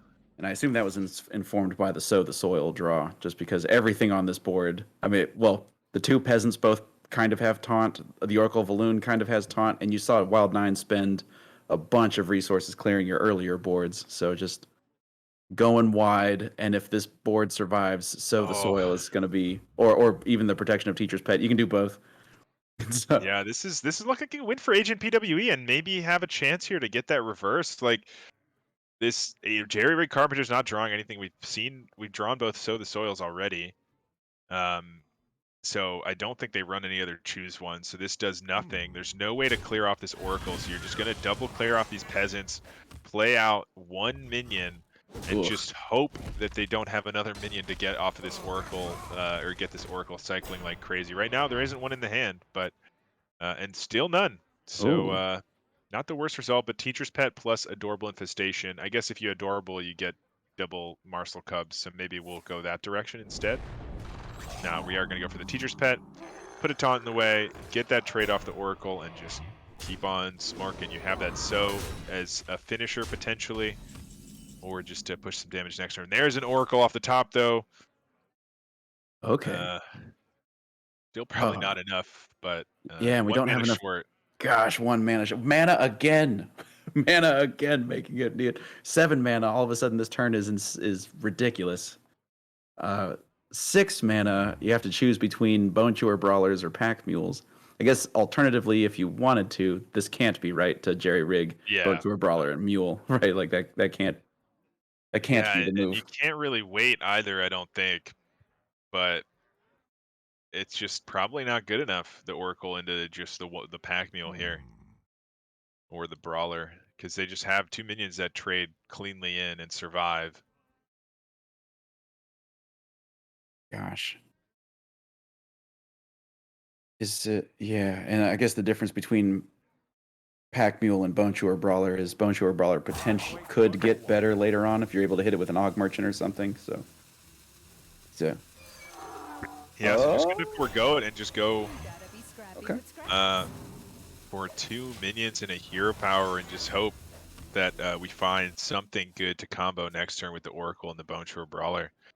But right now, I mean, we're looking at, we can get double Brawler into the Sow the Soil on the other side. Or, I guess we're double trading. Oh, so that means we're going to play the triple Cub trading. Going to play the Cub and the Brawler. We just want our board to survive and have the big stuff. Sure. Power that down. This is a lot of damage. This is still going to be, what, 10 damage coming in? Or 9 damage, I guess. That's, like you said, got to clear the board off. Can't let him have a board, doesn't matter how small it is. Wild 9 still vibing, though. Doesn't matter. Game's over, that's okay. I don't think this is going to do it. I guess we'll go into the next game. Yeah, it's going to have to be. And actually, just looking at the way that this particular matchup has broken down, it's actually been 3-1s all the time. Every single series, including the one that we cast betwixt Nails and Classy Thug, was a 3-1, if I'm not mistaken. So it's been So certainly on trend here. If we get this Yeah. one, it could still be a 3-1 towards Wild 9. Could also be that sweep we were talking about, the reverse sweep for Agent PW. We'll just have to wait and see. But right now, that is just short the damage, but probably gonna be enough for the win here very soon. Just gonna have to decide if we trade into this Oracle at all. I think we will. There's no reason to force anything here. Don't allow any crazy shenanigans. They could get like, let's say they have, they have Greybow in hand instead of this Arbor up. If Wild 9 had Greybow and then they top deck the Razorman Battle Guard, then maybe you're kind of upset about that by not killing the Oracle. So Certainly. And gosh, Druid's dominance continues. The only thing that can beat Druid is Druid. So far, that seems to be the case, but that is the first win there for Agent PWE. Gonna want to continue that into this Druid. We saw the Garrot Rogue already. I would probably expect it to come out here again, unless Agent PWE is saying, you know what, I just need to get this Shaman through. Maybe it's not Quest Shaman, and just wants to get the match done. Because whoever wins the entire thing, I mean, the points don't matter anymore, right? So it is going to be that Shaman, yeah. Oh, it's got Brilliant Macaw. Okay, so this is Elemental Shaman, but it still has Brilliant Macaws to repeat some of these Elemental battle cries. And you can do ridiculous things with the Granite Forgeborn. And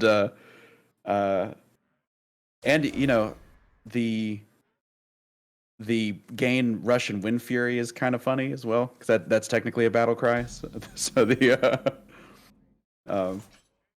let's see if this can do it.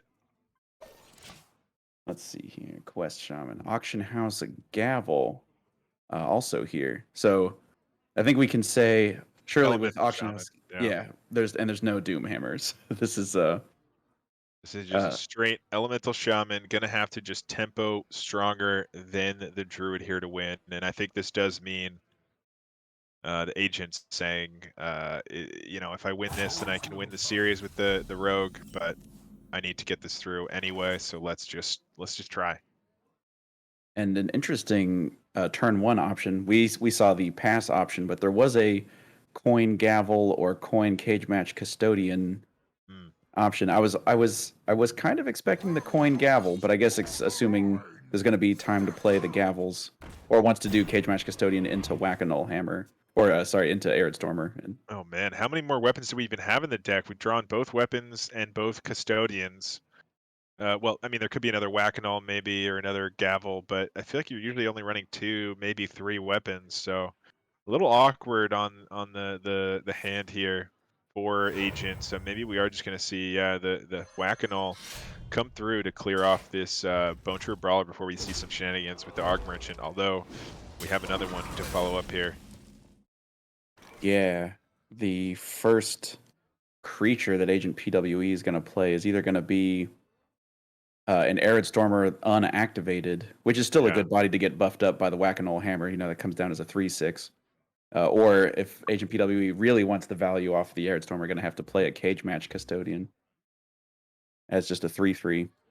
Yeah, pretty awkward curving out now. And this Bone Chewer Brawler getting buffed up by the Aug Merchant. Speaking of awkward, right? Like, that's going to be just a nightmare to try to get through. Yeah, you got to just attack it once for the Divine Shield, take that damage, and you don't have an answer for the follow-up. Yeah, this is looking pretty rough here for Agent PWE already. And then, I guess, so Wild 9 has to decide if a hero power is more valuable than getting either a 2/2 or, +1 attack, +1 additional attack on this board. Yep. Well, with that attack, it looks like it's going to be just hold on to this Sow the Soil, use that hero power, utilize the mana.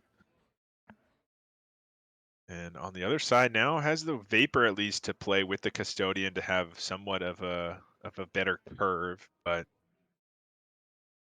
still pretty awkward here. You don't get to clear this 4/2. It deals damage to your face. If they have another Aug Merchant, you pretty much just lose the game on the spot. Yeah, this Aug Merchant is getting into pyroblast territory. So it's just going to have dealt over. Yeah, like you said, if it attacks in, that's going to deal at least 8 damage, if not more, Yeah. just on his own.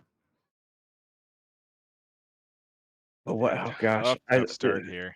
this is tough. I don't know. I mean, Wailing Vapor, Cage Match Custodian, or Arid Stormer seem like the 2 options, right? It's just which of those, and Yeah, I neither of think those are great. your only way back is getting this Rush Wind Fury off of the Stormer, right? So I think you just go for the Vapor, the Custodian. The question is, which one do you want to maybe buff, or do you just hold on to your swing one more turn to guarantee that you can clear the Bone Chewer Brawler? I don't mind that either, because then next turn you have the Arid Stormer into the Brawler to guarantee. It looks like we are running another Whack-A-Null, though. Okay. And Wild 9 hitting the Jerry Rig Oh, Carpenter, boy. which means there's some explosive. Heart Panther's just so good here. Oh, yeah. But yeah, in the future, going to be able to do 2 +1 attack buffs in a single turn for only 4 mana. So, going to be able to easily sneak that in, deal crushing damage. And Wild 9 has taken an ironclad control of this board. Yeah, and already down to 13 health. This is not looking good. I mean, the Stormer can come down here and clear off the 2/4 attack minions, but that's all you can really do, and you're essentially saying, go again. Right. And if you have something to do with the board with your 2 cards, I'm probably in trouble. Foreign is nice usually on 4, but when you're looking at this board, you can't really afford it. I mean, you're just dead on board if you don't deal with these. Yeah, interesting how if Agent PWE is able to somehow stabilize, Wild 9 has just the Jerry Rig Carpenter for some draw. And there's that play you were talking about. Have to take all the damage off the board. Now only staring down 5 damage. Yeah. Jerry Rig Carpenter makes this an extra 4 damage on top of this. So that's only 8, 9 damage with the hero power. So not quite enough yet, but I would be surprised if we don't just see that Jerry Rig Carpenter into a taunted Druid of the Reef and maybe hero power to follow up and just have the Sow the Soils on deck for an answer later on. And I wonder if we're going to get to see the Brilliant Macaw Rush Wind Fury. I've never seen that happen before. Oh yeah, that but, could be decent here to answer this. Maybe with the Auction House Gavel to get a discount on something else. Okay, and actually going to go ahead and build just the biggest possible board and use the both halves of the Jerry Rig Carpenter. Choose one, or does that not work? Does Brilliant Macaw not get? Oh, no, it still works. I expected it to be gold, and Yeah, it should the work. Arid Stormer's gold. And I was like, wait a minute. It should work. And that will allow for removing the 2/3 and the 3/3. If you Auction House Gavel the 3/2, I mean you're just dead still, right? How you can't survive with this board. There, yeah, You have no way to taunt. Even you don't have I guess you would have to double trade. Even hero power to a taunt doesn't. Hero powering a taunt does it, I guess. You would have to play the Brilliant Macaw into the Stone Claw and not. I mean, you're dead to Sow the Soil, but you don't know that as Agent PWE. Actually, you're still dead to just hero power. So yeah, I don't think that's. I think that's it. I think that's the series. I really don't. I can't envision a way for this. Even the hero power here, just the hero power on the other side is lethal, even if it was a Stone Claw, but it's not going to be a Stone Claw, and that is going to be the series. Wild 9 taking it 3-1. As we said, this whole series has been 3-1 between these two teams. Agent PWE just unable to secure it. And Defies Brotherhood, after being down going into these last 2 matches, secure both 1 and 2 seeds, 3-1 wins to secure the win and win the Legacy series this season. Defies Brotherhood is our champions. They are Legacy Series champions for season 19. Congratulations to Defies. That was incredible. And we didn't see Druid. I mean, that was because they were definitely. Oh gosh, what's the old axiom? Like, even if you're favored, when you have to play this many games, it's going to be tough. Because like you said, they were down 2 sets to 1 coming into these 2 games tonight They're coming into these 2 sets tonight, and it's just being able to hold on and the clinch it out with a deficit like that is just Mhm. is incredible. That was, and like you said, that's all the marbles. That's the whole ball game. That is it. Wow, congratulations. What a win. We were just talking about it, going down, going into tonight, you and Classy Thug, your team down 2-1 sets, had to take both of these, and back-to-back 3-1s for your team, just dominating tonight, and able to secure the win for your team and getting that championship.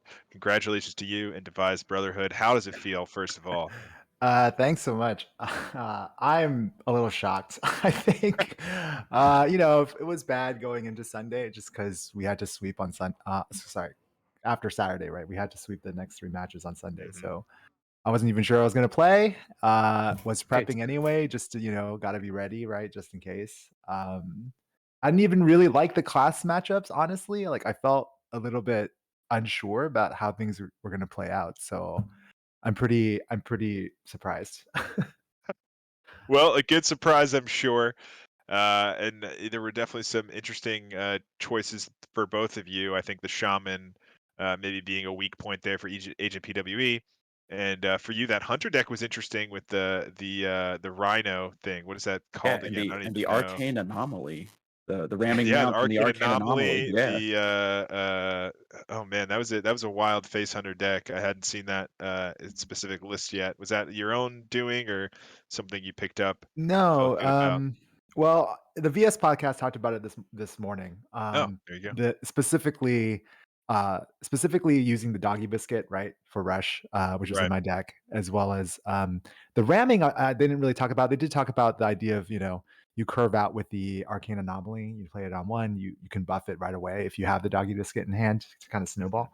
I honestly I think that face hunter deck is the problem is that you don't have as much burn from hand, but you have a lot of ability to challenge the board. So my understanding, because face hunter is terrible against aggro druid, it's like horrible matchup.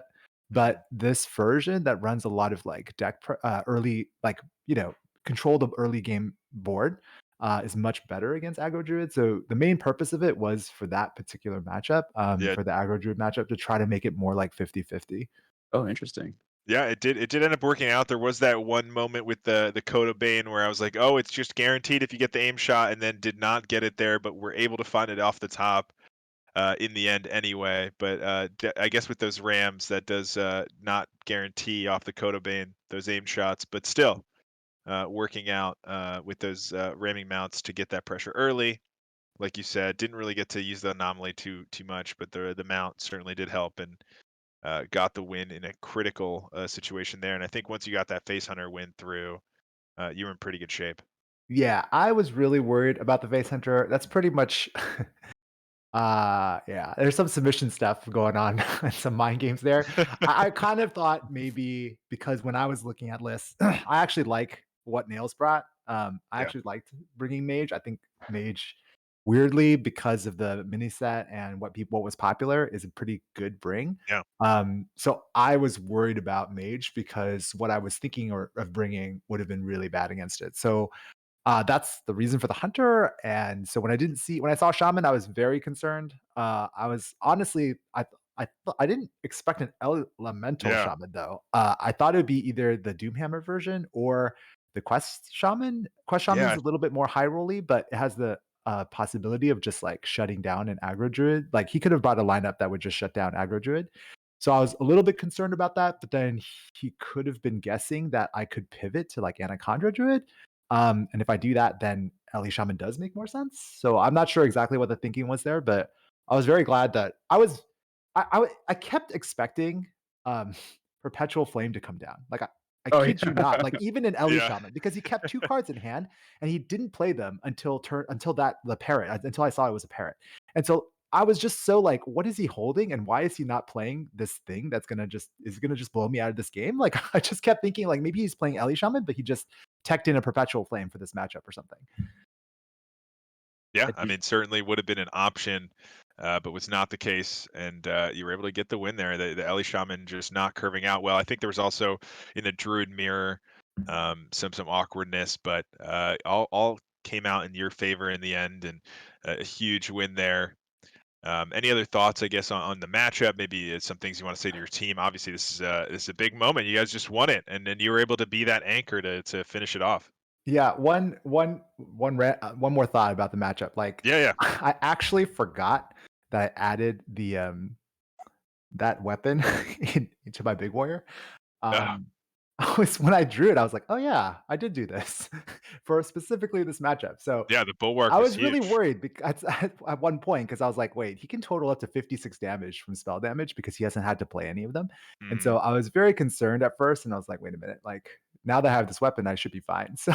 So I was Yeah, I very mean, there's always, I have seen people running the Rust Route Viper in the list as well, which would sure. have answered Yeah, that, that would but have been bad. Yes. otherwise, yeah, it was not in the deck, I would assume, based on what was left and Agent PWE's concede there at the end. But Yeah. um, Anyways, I thought yeah, everything was super close. Shout absolutely. out to my team for sure. Like this whole week, we've been talking and prepping and practicing and just working on stuff, and everyone, showed up and played their best this week. And shout out to obviously Agent PWE's team and Geranium's team, I guess I should say. Like they obviously had a great season. Like they're all amazing players. I'm stoked that we won. Like it's just super close series. Obviously, I feel like this series could have easily gone either way as well. So.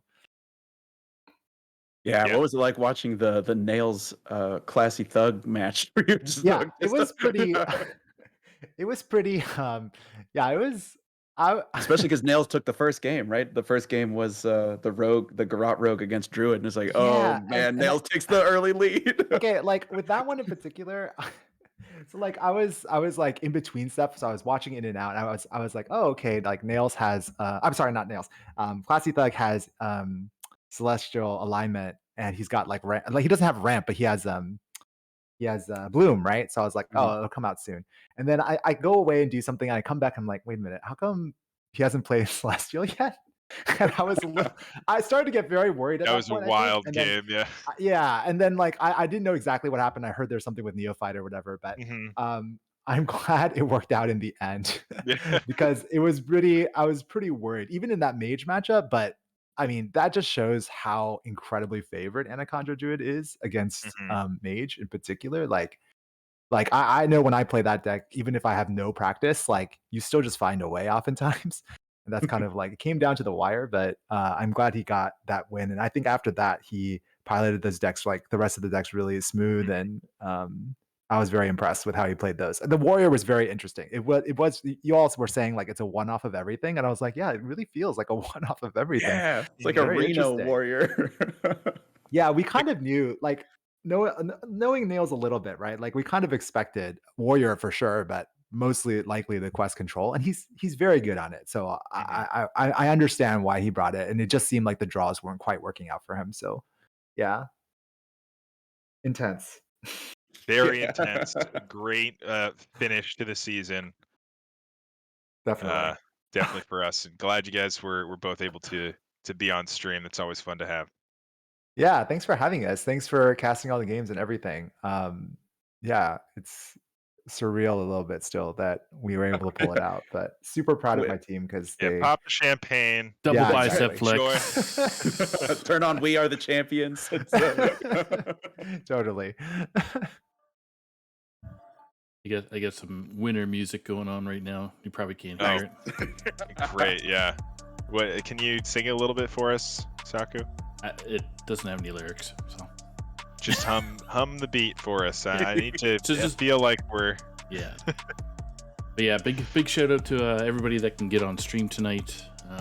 Thanks to my Anadon of dollar bills. Still got one more finals to kick through. That's the Hero Series finals. So Yeah. looking at that with what were the teams again, my Anadon? Can you repeat that? F2L wow. Black, and even without Turt, we must skirt. That's right. So, all right. Well, now we need a double bicep flex before you go. A double bicep Bicep flex. flex. Double Hit him with the flex. You gotta flex the win. And I was like, come on, don't put me on the I'm spot. good. I'm good. You were vibing Flex. real nice to You the, were, bro. to You were, music, though. I enjoyed that whatever you were listening to. I'm sure it was really nice. Oh yeah. No, I was. I needed to calm down. So So yeah, just I guess you can fill us in with what you were listening to if you. Yeah, oh, what's it's the K-pop. winners? K-pop. Nice. Oh, nice. I do listen to K-pop, so it was some Perfect. K-pop. It's a playlist. Yeah, very nice. Yeah. Well, there you have it. Well, thanks Listen for to joining us, K-pop Bob, if you man. want to win. Yeah, that's right. It's my Calm your secret weapon. nerves. K-popping off. That's all we call it. So. That's it. That's too good. That's I feel it. like Sign- that's the you button. gotta cut off the stream. You said K-popping off. Boom. Cut it off. Yeah, Done. bam. Kill it. Thanks for joining us, everybody. Thank you. Good night. Yeah, so with that, thanks everybody. And thanks for tuning in. And we will be back next week with hopefully with some matches there for finals, either on Friday or Thursday or Saturday. One or of the days. Sunday. Yeah. Tune in. Wave everybody. Thanks a lot. Bye-bye. Bye.